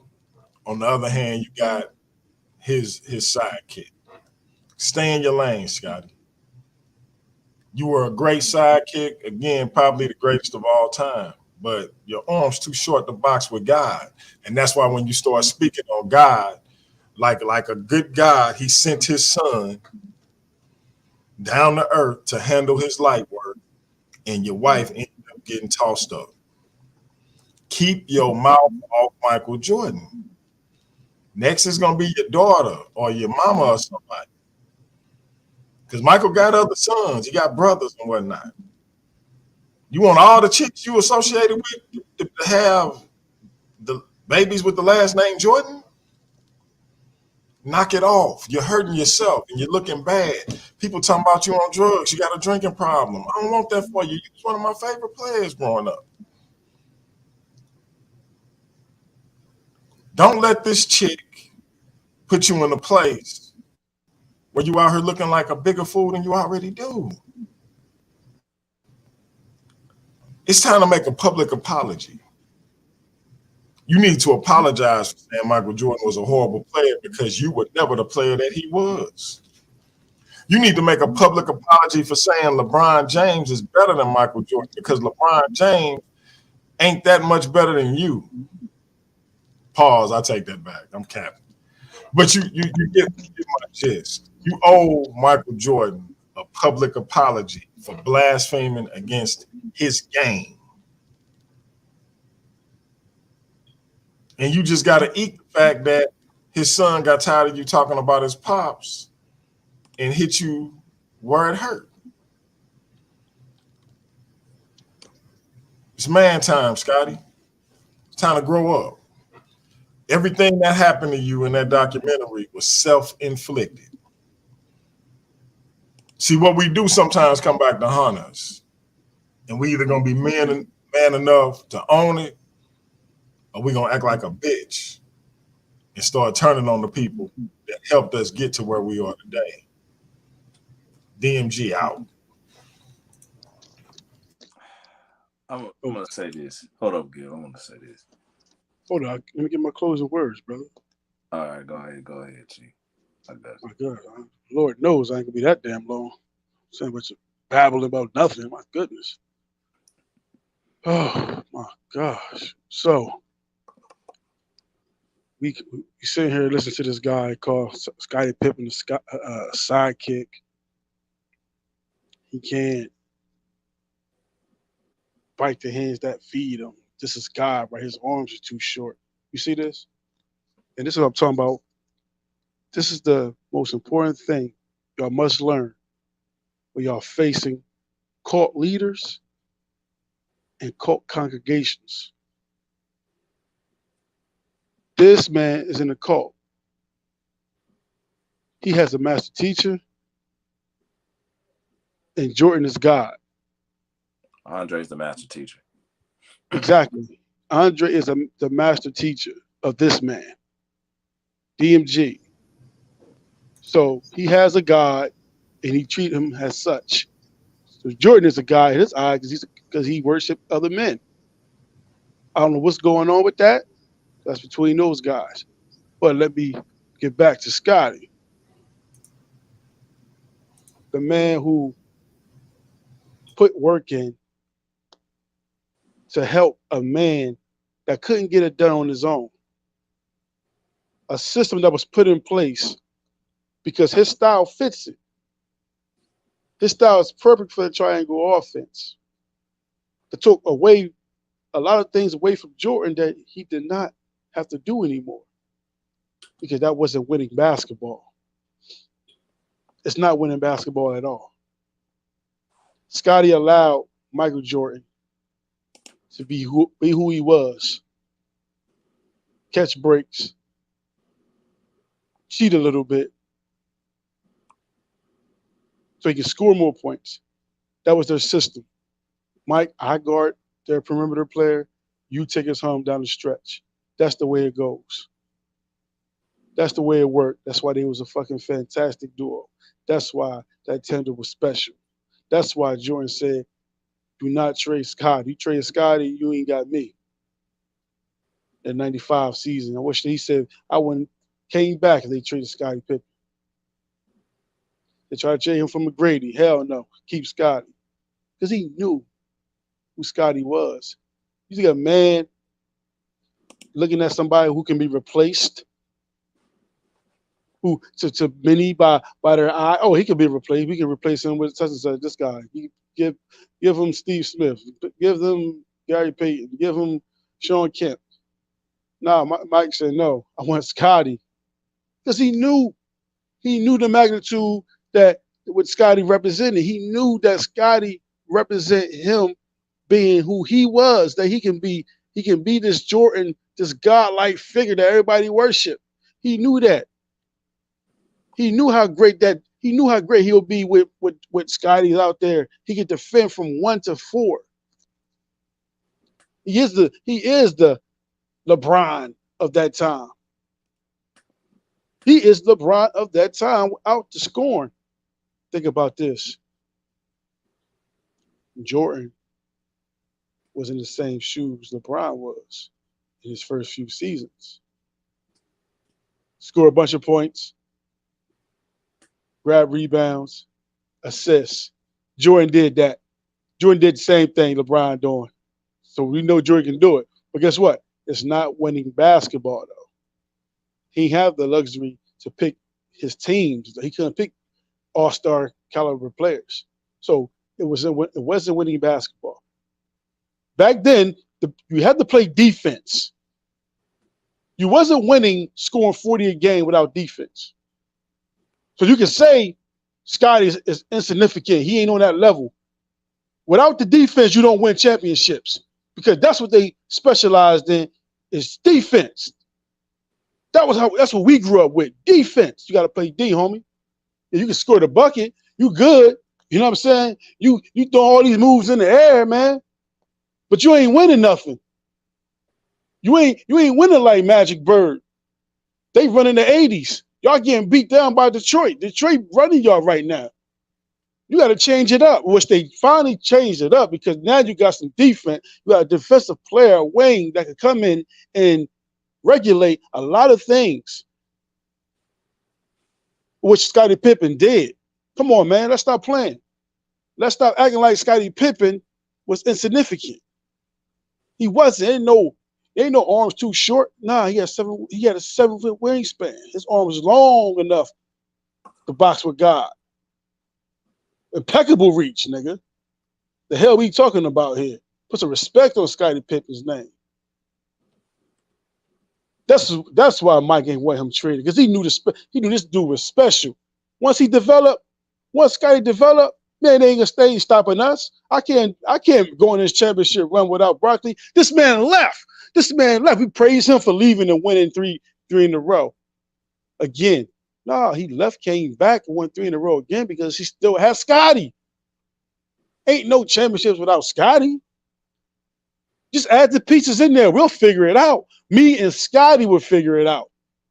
That's why there was only 2. It was both 3-peats, Scottie and Mike. Scottie and Mike. There wasn't nobody else. There wasn't nobody else with those 3-peats. It was just Scottie and Mike for both 3-peats.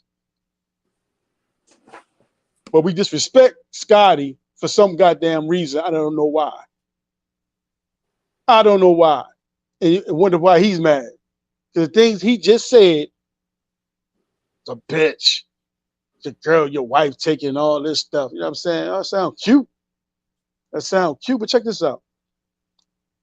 He's not a, everybody, oh, why he ain't a real friend. Mike ain't say nothing. You hear him saying, he constantly saying Mike ain't say nothing. Let me tell you something. Let's get real with Mike.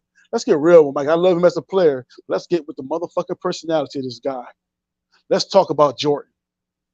Let's talk about this fucking dirty dog ass nigga, this shiesty nigga off the court. We know he's an asshole. He keeps saying Mike ain't say nothing about him. He don't have to because he got cult members like you that'll say it for him.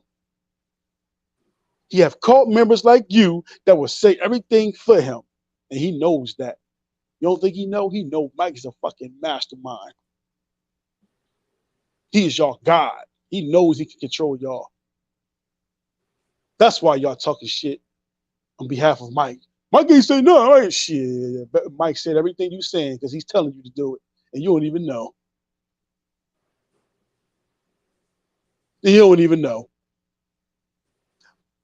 Orchestrator, yes. So let's tell you how this man Mike is and who Scottie is, right? They think Scottie ain't got a fucking why he's saying, Scottie understands. Scottie, he know more than us. This shit is personal. So when it's personal, what do we know? Them two know. It's the reason why Mike ain't say nothing. Because he understands the power he has over everybody else. And not only that, he knows Scottie knows him. You keep on coming at Scottie as if he ain't a friend, right? But this man, Scottie Pippen, he known for years.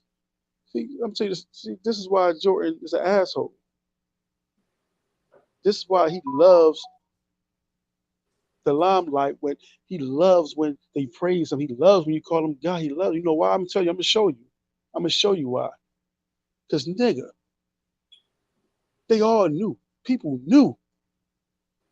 Mike knew for years. It wasn't that Last Dance documentary. He been knew that wasn't no goddamn flu.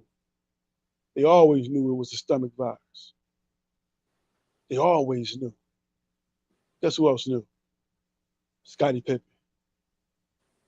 Scottie Pippen ain't never say nothing about that. Like a real G, like a real friend.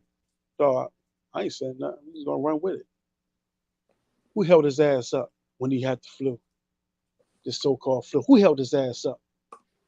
Was it Scott Williams, B.J. Armstrong, Dennis Rodman, Luke Longley, Steve Kerr, no, Scottie fucking Pippen. He went to Scottie because he know that's a true friend.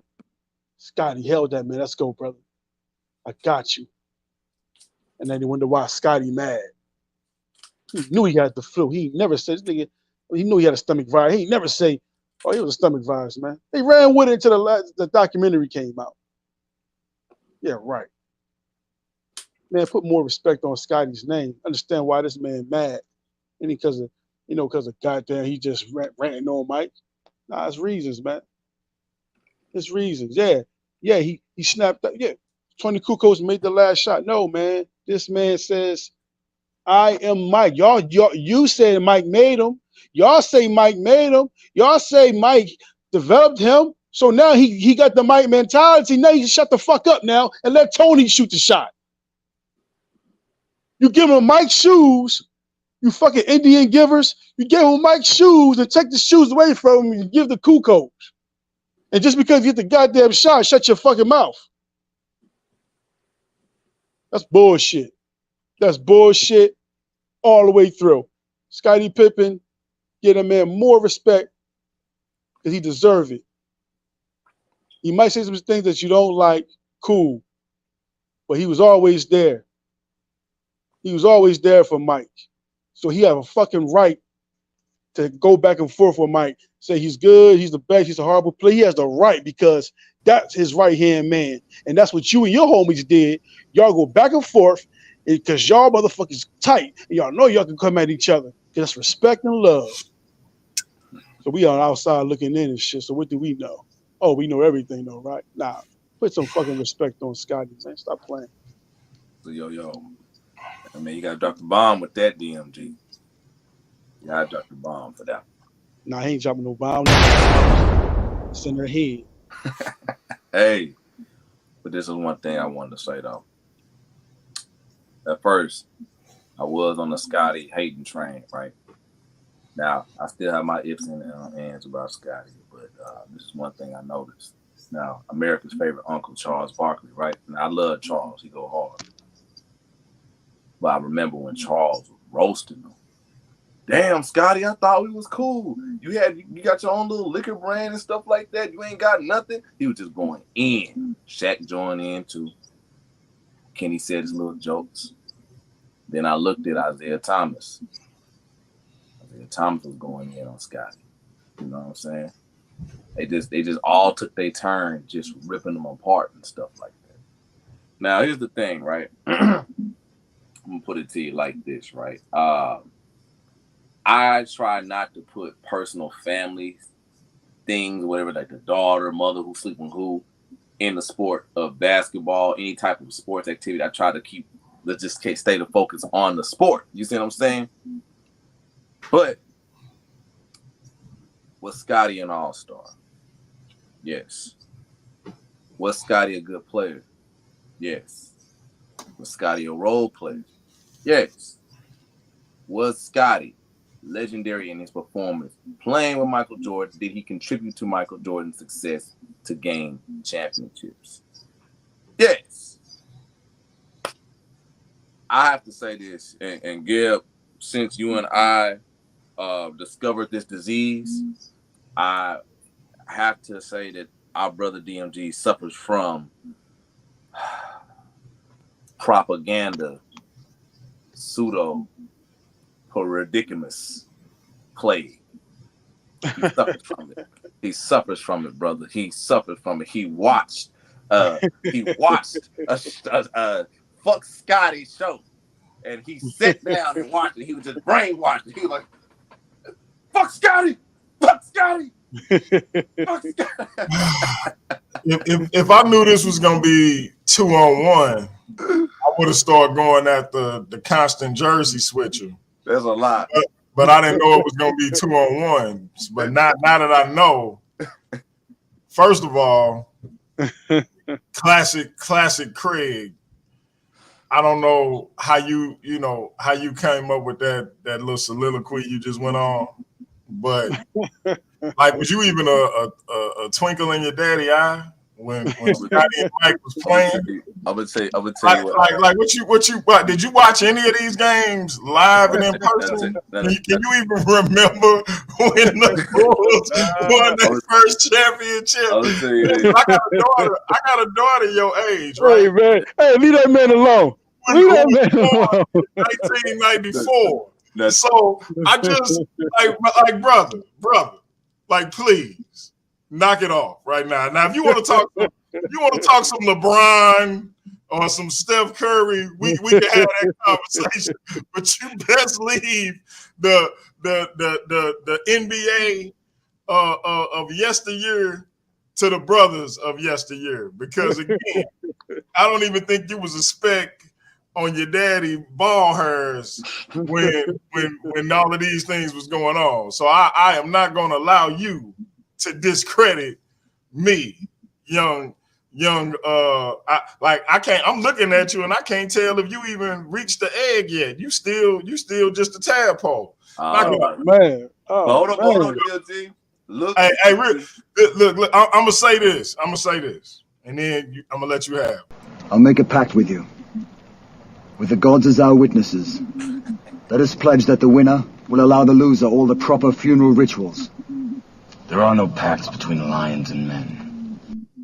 There ain't no pacts between lions and men. And listen, it ain't no debates between lions and men. I'm trying not to roar at you, young one. Just stay over there in the moderator spot. But no, hold on, DLG. I got you. But I got to tell you this, though, man. And see, it's not a 2-on-1, but this is the thing right here, right? And this is what I got to get you to see, right? Given me, we discussed, right, the propaganda plague, right? You got the LeBron fans, right? And I hate to say it, brother, but you're infected by the Jordan plague, the Jordan jam. Now, Michael Jordan not even my favorite player, bro. But here the thing, though, right? So do I got an Allen Iverson plague too? Because that's my favorite player. I like Allen Iverson too. That's my dog. You know, Kobe, my second favorite player. I think Allen Iverson was the best ball hog ever. You know what I'm saying? He was the answer. He's the only ball hog I support. You know what I'm saying? You don't support Kobe? Like, he wasn't no Allen to me. You know what I'm saying? There's only one answer.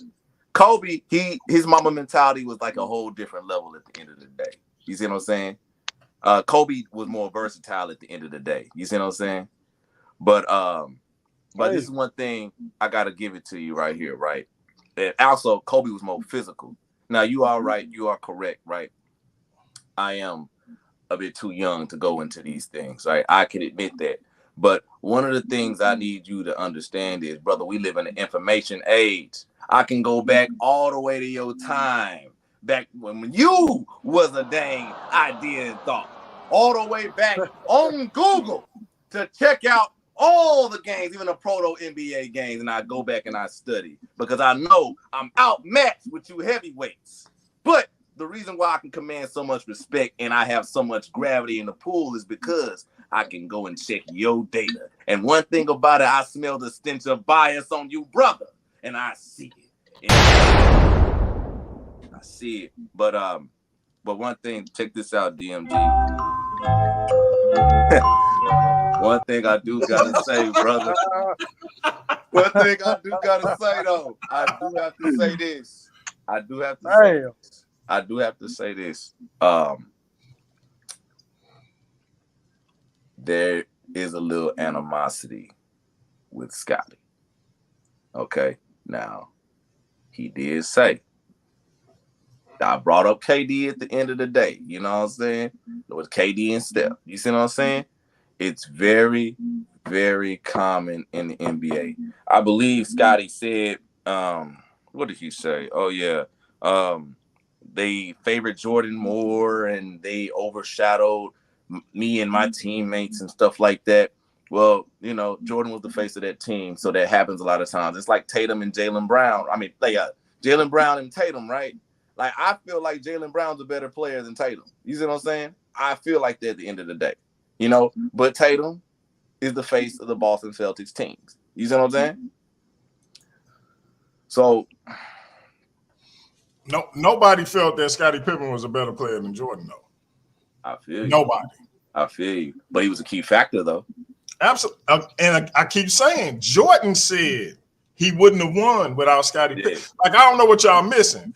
My point is that Scottie Pippen has no justification for talking about Michael Jordan the way he has. Period. That's my position. A lesser player. What would Bruce Bowen look like calling? Not even Bruce Bowen. What would Lamar Odom look like saying Kobe was a horrible player? Or Paul Gasol? We'd be like, "What is you talking about, Paul?" But all of a sudden, we want to take Scottie Pippen seriously when he say that stuff. Y'all bananas for that. Y'all bananas. Hey, but we gotta get to the. I want Gab to give his final soliloquy, and then we need to get to the NBA finals. Yes, sir. Let me go change this right quick, man. Hold up. This was fun debate, man. With my boy DMG talking about Scottie and Mike, man. Listen, I knew I was over my head defending Scottie. But I took it in here. I said, I'm gonna take this shit because it's fun. I love it. I'm gonna take Scottie's side, goddamn it, because this is fun right here. You did way better than I even imagined. I was like, man, I gotta pull some shit out now, goddamn it. I gotta pull some shit out the hat. Because man, you killed it because I was like, damn. That's why I turned my camera off. I didn't want people to see me grimacing. I'm like, hold up, man. He bringing up the old school plays. I'm like, oh no, he talking about Scottie coming out of Central Arkansas, 7 points a game. Hell no, this ain't fair, goddammit. But I had a ball though, man. This is fun, man. This is all about though. We gonna talk our shit, swallow some spit, man. You know what I mean? So I hope people enjoy watching, man. This segment, this part of the show, and the ones who's gonna watch it that's taped. Hope y'all enjoy it as well, man. You know what I'm saying? That's all I'm gonna say, man. We did enough talking. Whoa, wait. Hold up. Wait. Before we go ahead and shut it down, man. We ain't shutting that part down. No. I'm talking about this convo right here, right? Oh, okay. I gotta ask you two brothers this, right? Now, what do you see? And I just need it from both of you. What do you see from what Scottie's going through in that generation and this one not right now in today's NBA? What do you see that's similar? I see that you have like every player in the NBA that get to that level, because that's a rare to be in. They all have egos from the dude the furthest on the bench to the superstar. And so what you find is when you have two people or more than one player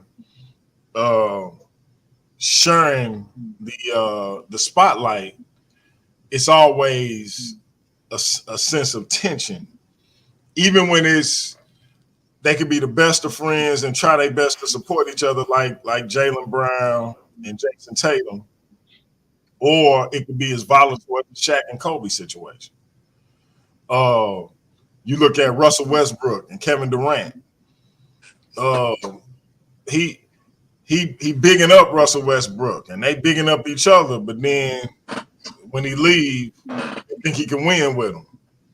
You see LeBron lead the Cleveland Cavaliers to, I think, 3 straight finals, but Kyrie demand to get traded because he don't want to be in LeBron's shadow no more.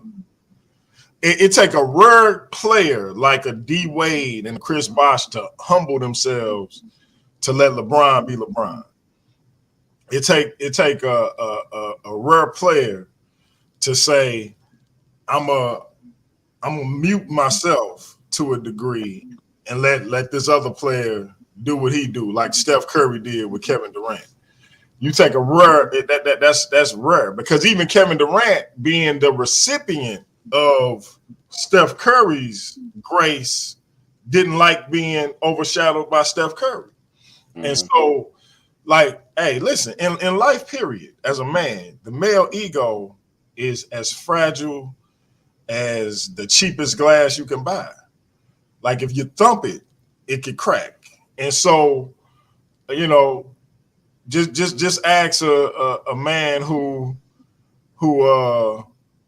wife been with, you know, got a nice little population behind him. How insecure he is when they go in a restaurant and they see one of her exes. How his ego or lack thereof begin to affect him. The male ego is something else. Never mind when you're an elite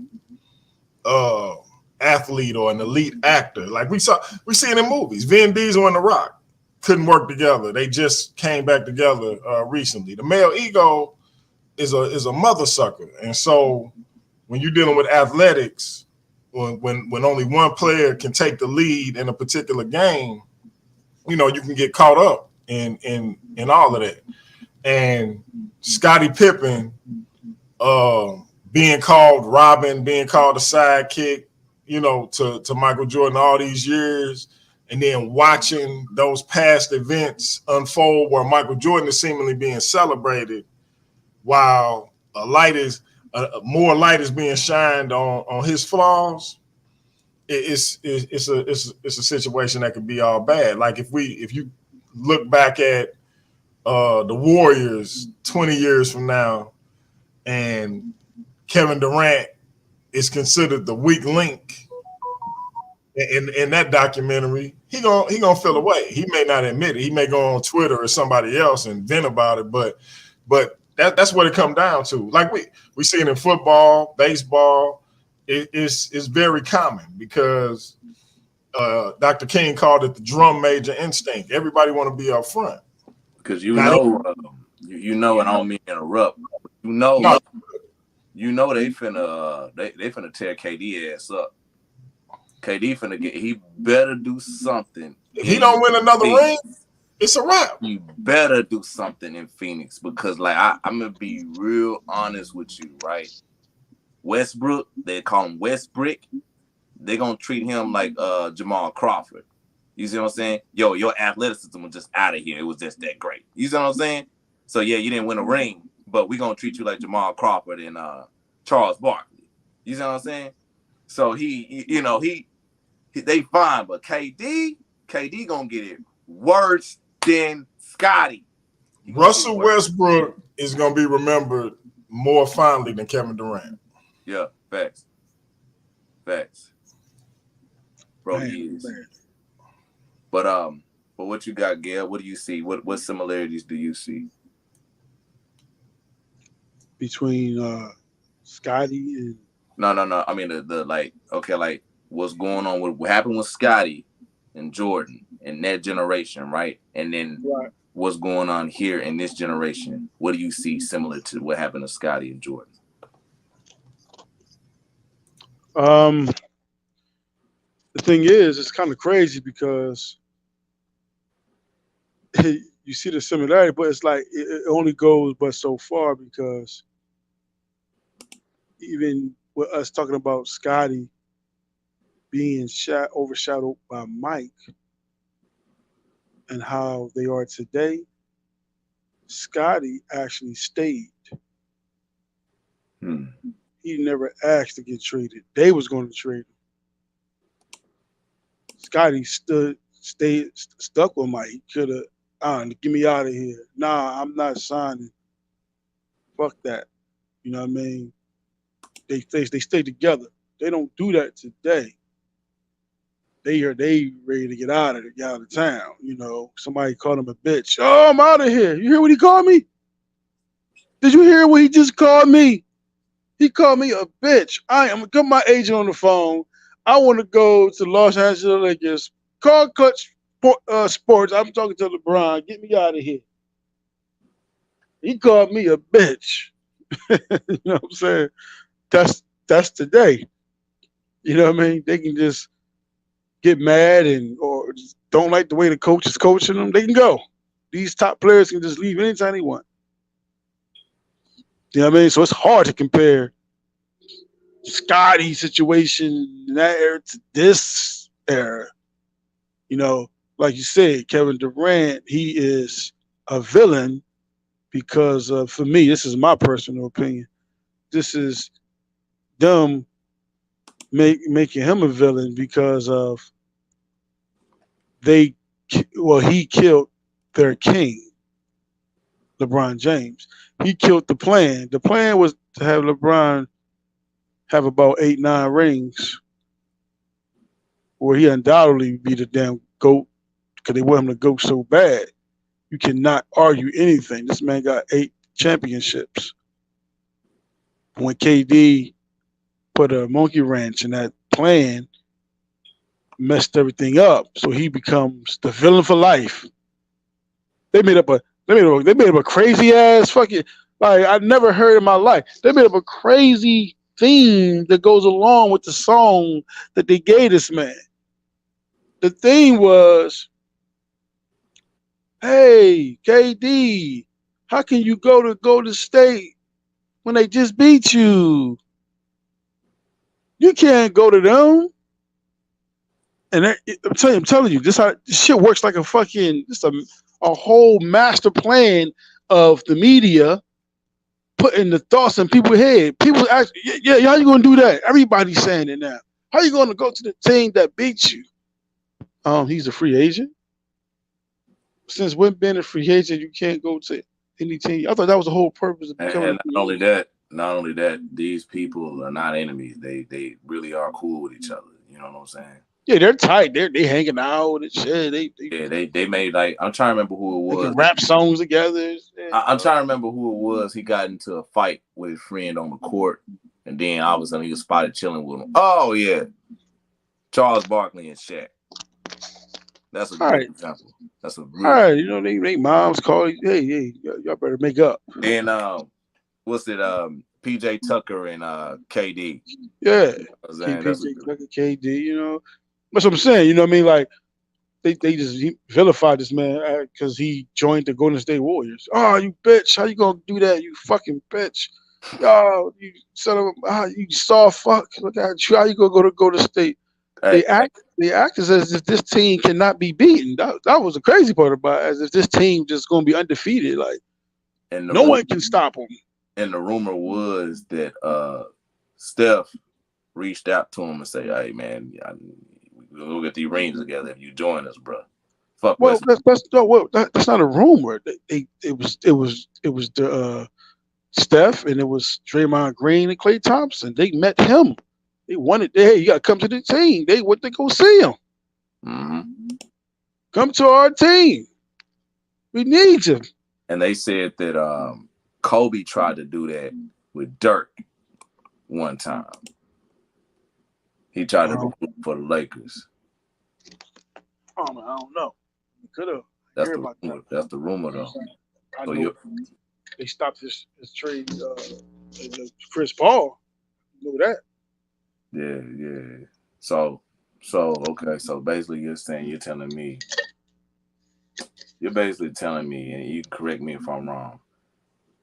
At the end of the day, right, there was very few players who had I'm just gonna say, durability to take that, like how Scottie did back in the day versus today. Yeah, it's two different times, man. Like, you know, they don't have much leeway at that time. You know what I'm saying? They don't just trade me anytime I want to trade. They don't have that. So okay, so Tatum and Jaylen Brown, right? Uh-huh. They have a really good relationship. They both see each other as equals, right? But we all know Tatum is more favored than Jaylen Brown. What is your thoughts on that? Well, it's like I said, that's going to be the dynamic in these situations, because you're going to have the face of the team. He's going to be recognized as the best player. If Jaylen Brown, let's say Jaylen Brown did a few things more than him, he's the face, so he's going to be overshadowed by that. So yeah, he could be like, you know what? I want to go somewhere and be my own player. Think about this. James Harden went to Houston because he didn't want to be under shot. He didn't want to be under Durant and Westbrook. You know what I'm saying? He went out there and got his own team. And Yeah, he became, he the best player, offensive player I've ever seen. He had those type of accolades. And the best, then the best flop. also, right, that also you had who else? Let's go back to the 2000s, late 90s, early 2000s. We had a situation with Tracy McGrady and Vince Carter. Vince Carter was getting all the accolades, all Vincenity, UFO. Look at this man. T Mac wasn't getting nothing. Yeah. You know what I'm saying? That was like the Jordan and Scottie syndrome. But he left. He said, I gotta get out of here. Because this dude right here. They were cousins too, weren't they? They found out they was cousins and stuff. Cousins. But he got to get out of there. You know what I mean? He went to Orlando. I mean, he traded him to Orlando, and then had Grant Hill in Orlando, but she got hurt. You know the story behind. We know that story, but yeah, he seen the praises and the godlike praises that was about to be given to. Well, shit, it was already happening with Vince Carter. He got out of there.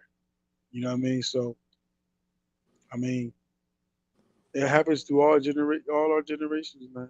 Through all the eras, it happens. It's just now they can just you can get traded. You get traded more than usual now. Yeah. And that's extreme. It's all right, man. Now that we found out DMG would beat anybody ass for Jordan, and Gab will try to stand up to it. You know what I'm saying? I gotta ask y'all brothers this, man. Now that we got that interesting conversation out the way, I know we're gonna have some more like that. You know what I'm saying? We got a fight coming up. Y'all had y'all fight already, but this fight I've been waiting for a long time. Ooh. Spence and Crawford. Man, where you at, DMG? Where you at, G? I mean, he on me. Oh, he gone. He gone. DMG had to recharge, Gib. Recharge. Yeah, he back. He got Stop, he got all his energy back. You know what? I know from now on, when me and Gib had one of these discussions, I'm just gonna start throwing shots at you because I see how it's gonna be. But as far as the fight go, I think it's about time, man. I think the people been wanting to see it, and they finally, I think they start hearing people say they ducking, they running, they scared. Meanwhile, you seeing these heavyweights scrambling to try to fight each other. You see in the UFC, ain't no such thing as ducking a fight. Right. And so I think they just had to man up, get the intestinal fortitude to get out there and see, like Sugar Ray, Hearns, Hagler, Duran, which one of us is the best? And it's only one way to find out. And so I think they finally said, let's get this done and see who's who and what's what. And it's like I said, it's about damn time. Right. I say this, right? Right now, right? Crawford versus Spence, right? This fight would determine who was really scared of who at the end of the day, who was really making the assertions, the mistakes, and who was making all the excuses. I really cannot wait for this fight. I can't put my finger on who would win. Now, this is something I got to go to a sports bar and go see personally. You know what I'm saying? Yeah. I got to see this, Absolutely. I have to see this completely. You got to support that fight. You got to support this fight. You got to buy it. The place I'm going to go to, right, it's you got to kind of pay to get it. You know what I'm saying? So it's like I am supporting it. You know what I'm saying? Because they already brought it. So it's just. Yeah. So, but it's like a fight party. Yeah, it's like one of those, like a private little fight party. But I I gotta say, right at the end of the day, man, this would be a hell of a fight between these two. You know what I'm saying? Do you think this will be Crawford's last fight after this one? No, I don't think this will be his last fight. I think depends on which way if he wins, then he can, of course, he can activate the rematch.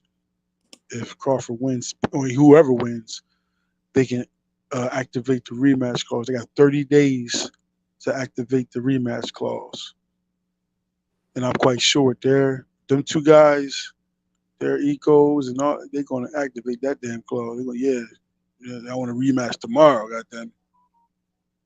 Yeah, because I mean, So I don't think he's retiring though. Because I think old Bud is I told you, old Bud want that documentary, man. I knocked out everybody. You know what I'm saying? I had 39 wins, 30 knockouts. Make a documentary on my ass, please. Oh shit, yeah, you already know that. Yeah. But nah, man. Well, nah. I've been waiting for this fight. This fight, man, this is for those who don't know. Earl's the Truth Spence versus Terrence Bud Crawford. Welterweight supremacy. Welterweight supremacy, man.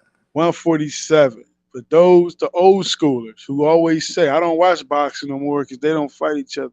I'm used to the Hearns, Haglers, Leonards, Durans. I love those in the 80s when they fought. Well, those old schoolers, I would say this to you. This is that fight. This is the fight that you watched back in the 80s. This is the fight now. Them two are throwback fighters. You know what I'm saying? They are throwback fighters. So you have to tune in, get that, buy that pay-per-view, go over to somebody's house, do what you got to do to see this fight. Because Terrence Crawford, this is to me though. He represents, his style is more so like a Hearns. He's like a Hearns. Right. Athletic. Uses his legs, box around you. You know what I mean? You can box circles around you if you can't stop him. Power in both hands. He can knock you out. But he is southpaw. And he can switch. So he go left, he go right. So he go orthodox, he go southpaw. Orthodox, southpaw. He can switch with it. Earl, on the other hand, to me, he's like the haggler. Straight to the point, fundamentally sound.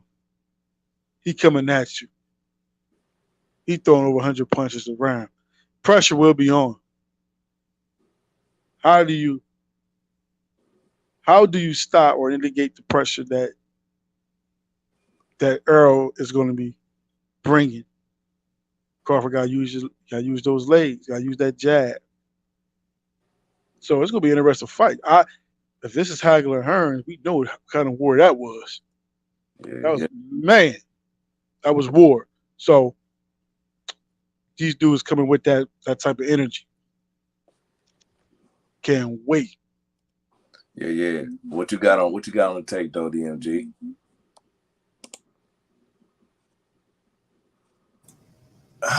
This a tough one to call, man. This is a tough one to call, man. I don't think it's gonna be his last fight. I agree with Gab in that whoever lose, they getting the rematch. The only way I would see him stepping away is if he lost twice. You know what I mean? Right. But yeah, this a tough one, man. I really gotta get this some thought. You know what I mean? Like, yes, sir. Because we gonna have to do a review on this because there's some things we gotta review, man. I really don't want to talk about my Heat losing. I hate Andre with a passion for bringing it up. Hey. But I just got to say this, though. As always, next year, that Heat culture is extremely strong. You know what I'm saying? But Denver played a hell of a game. They played team basketball, just like what DMG said. I believe it was DMG. Denver had the size against the Heat. You know what I'm saying? Jimmy did the best he could. I say Jimmy was injured, and he was, because when he injured his leg against, I think when he was playing against the Knicks with Brunson, yeah, you know, he had to take down the Knicks zealots. You know what I'm saying? You know, they some crazy, crazy fans over there. You say one wrong word in Knick country, you'll get knocked off. You know what I'm saying? Knocked off. So it was a good game. It was really good. I'm really glad for Aaron Gordon for getting his first ring. You know what I'm saying? The true slam dunk champion. You know what I'm saying? The true slam dunk champion beside Vince Carter. But other than that, man, this was the prototype, ladies and gentlemen, to the verses on the Sports Dungeon. We will have verses. I have a couple of folks who would like to come on and state their case against a foe. I got a special treat for DMG. You know, he'd never seen two Hebrews go at it about boxing, but he will real soon. And it's going to get real bloody. And your boy, Mastermind Planning Craig, is going to get this set up. And it's going to be a heck of a show on Paradigm Shift and the whole effing show on Gab Sports Dungeon. But anyway, man, it's been fun, man. I've been talking with y'all Negroes for 2 hours and 17 minutes and counting. Oddly, time flies. Time flies. Have fun over here, man.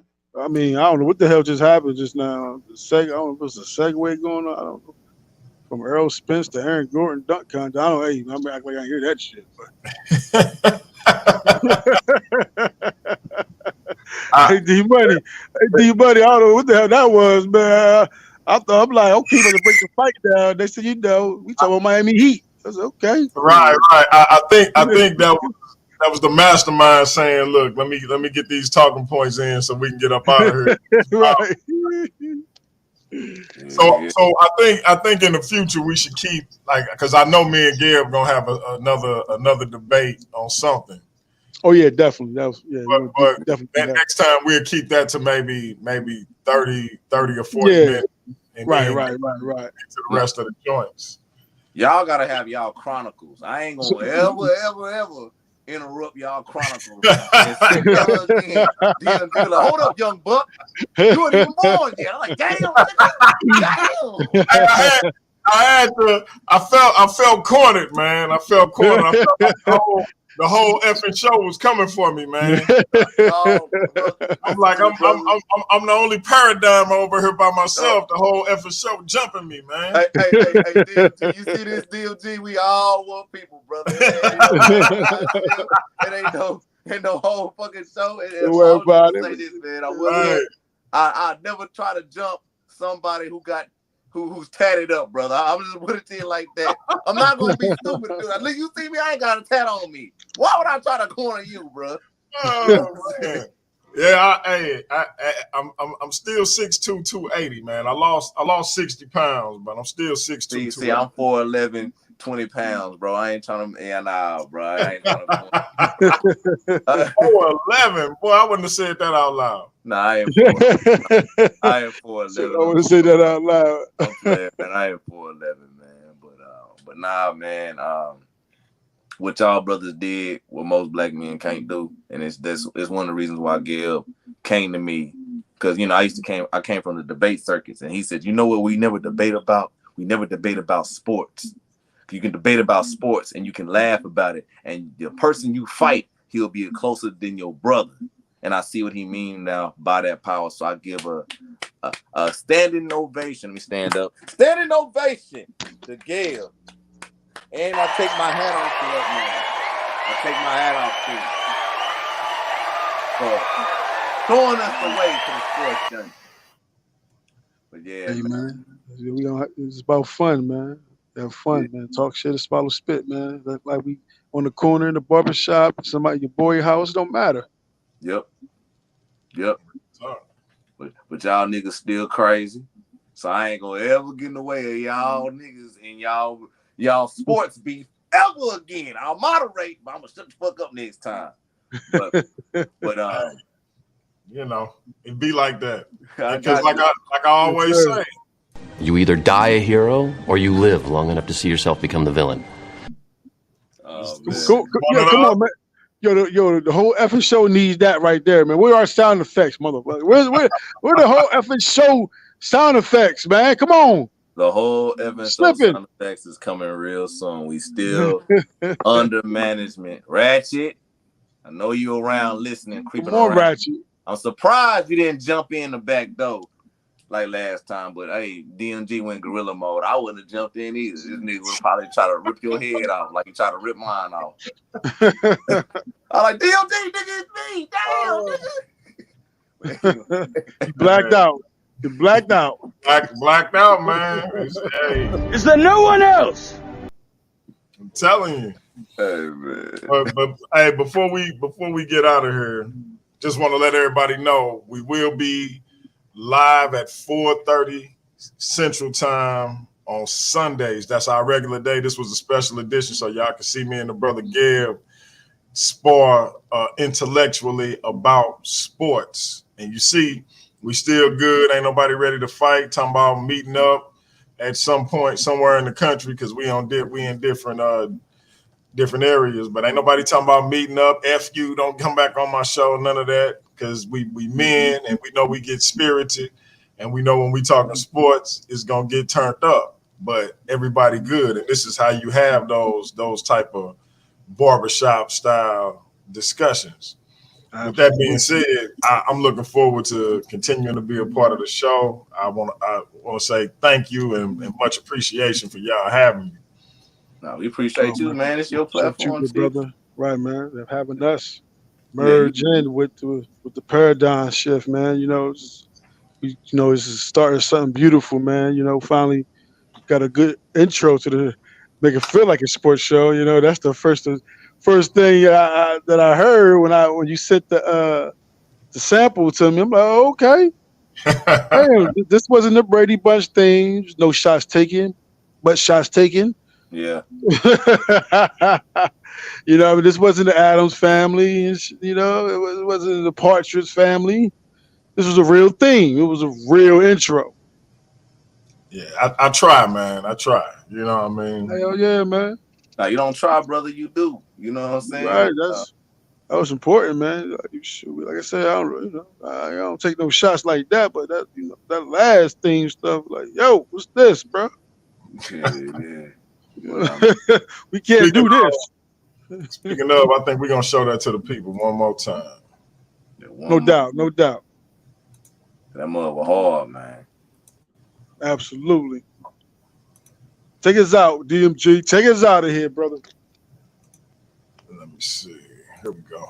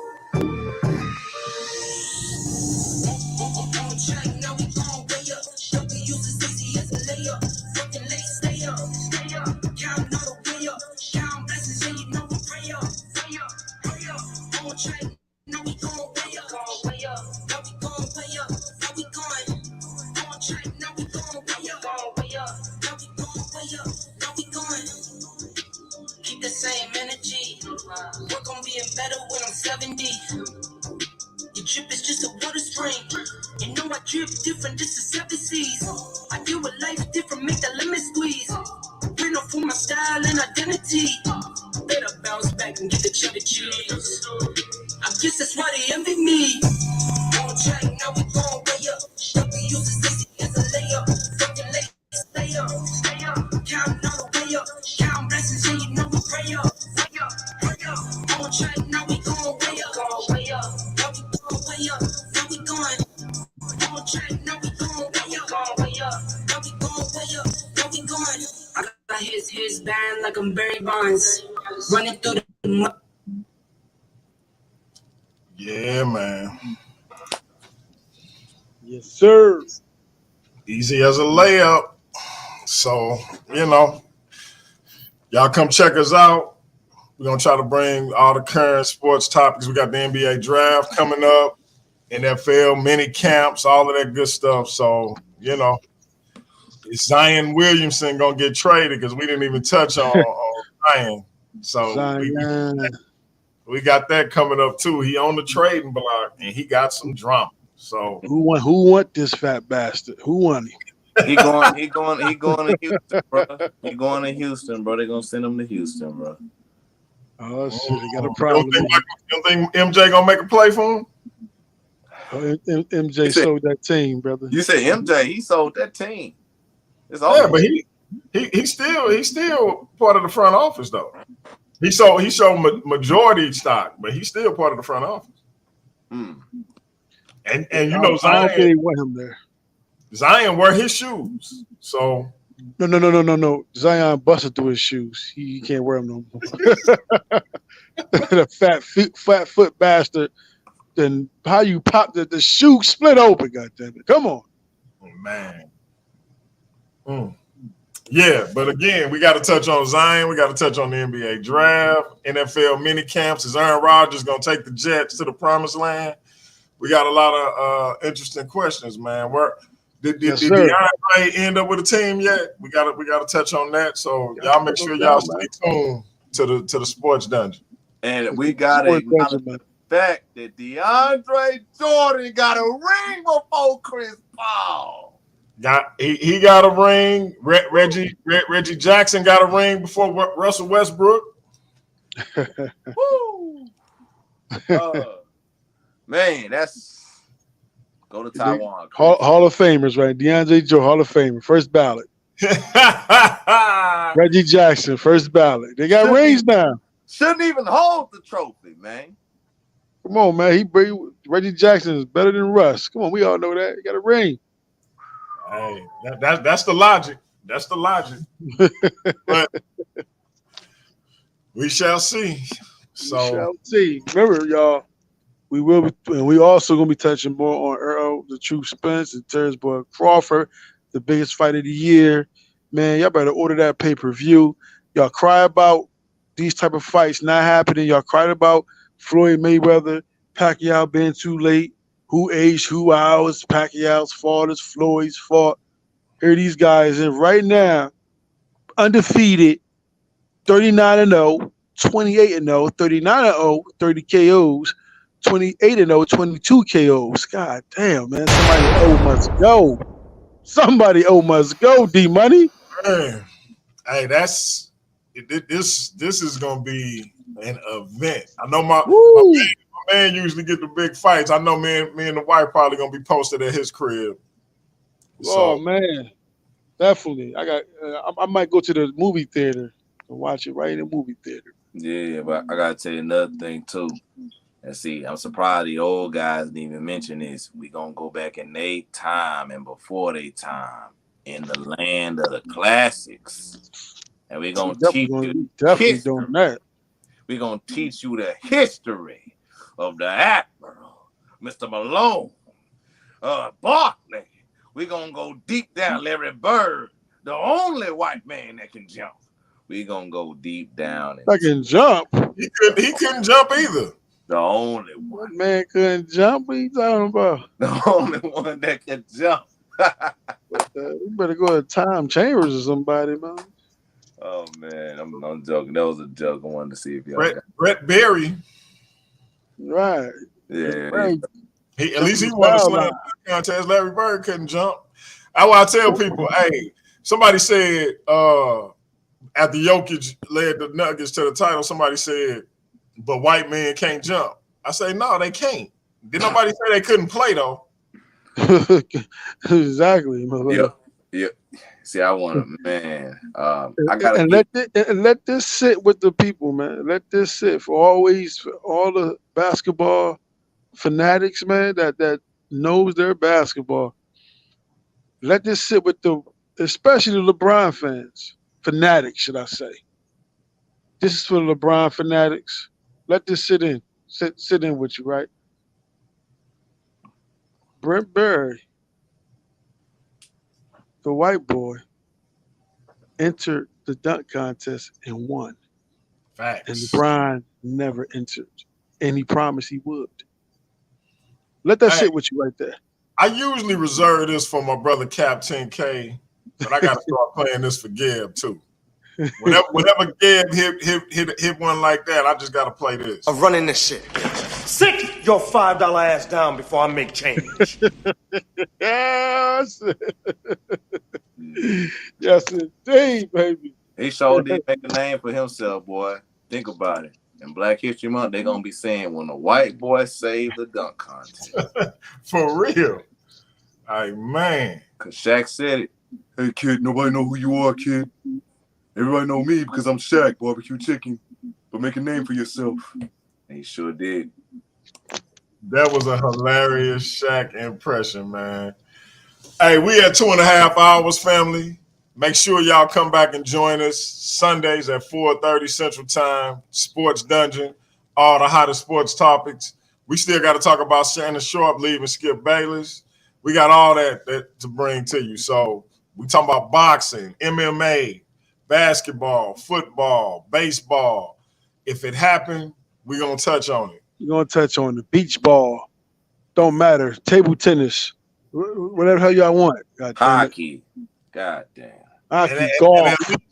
At least once a month, you're going to see Craig and Gab jump me. But as y'all can see, I can hold my own. So, hey, we all know that man that get jumped. That was all my hands hitting him. He thought he was like Class Act. We're at a Class Act movie. My man came out it was about 7 or 8 of them, man. It was only me.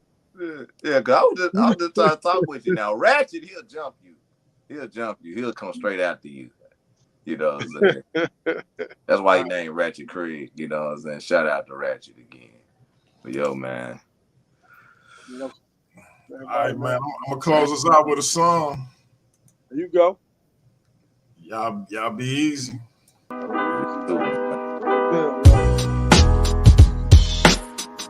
my real rap niggas, man. Tired of that bullshit, man. Retire that. They don't really wanna hear the truth no more. Think they scared how I make them feel. And you can say anything you want about me. I ain't worried, that don't make it real. They don't really wanna hear the real no more. Think they scared how I make them act. And you can say anything you want about me. I ain't tripping, that don't make it fact. Look, coming live from the gutter like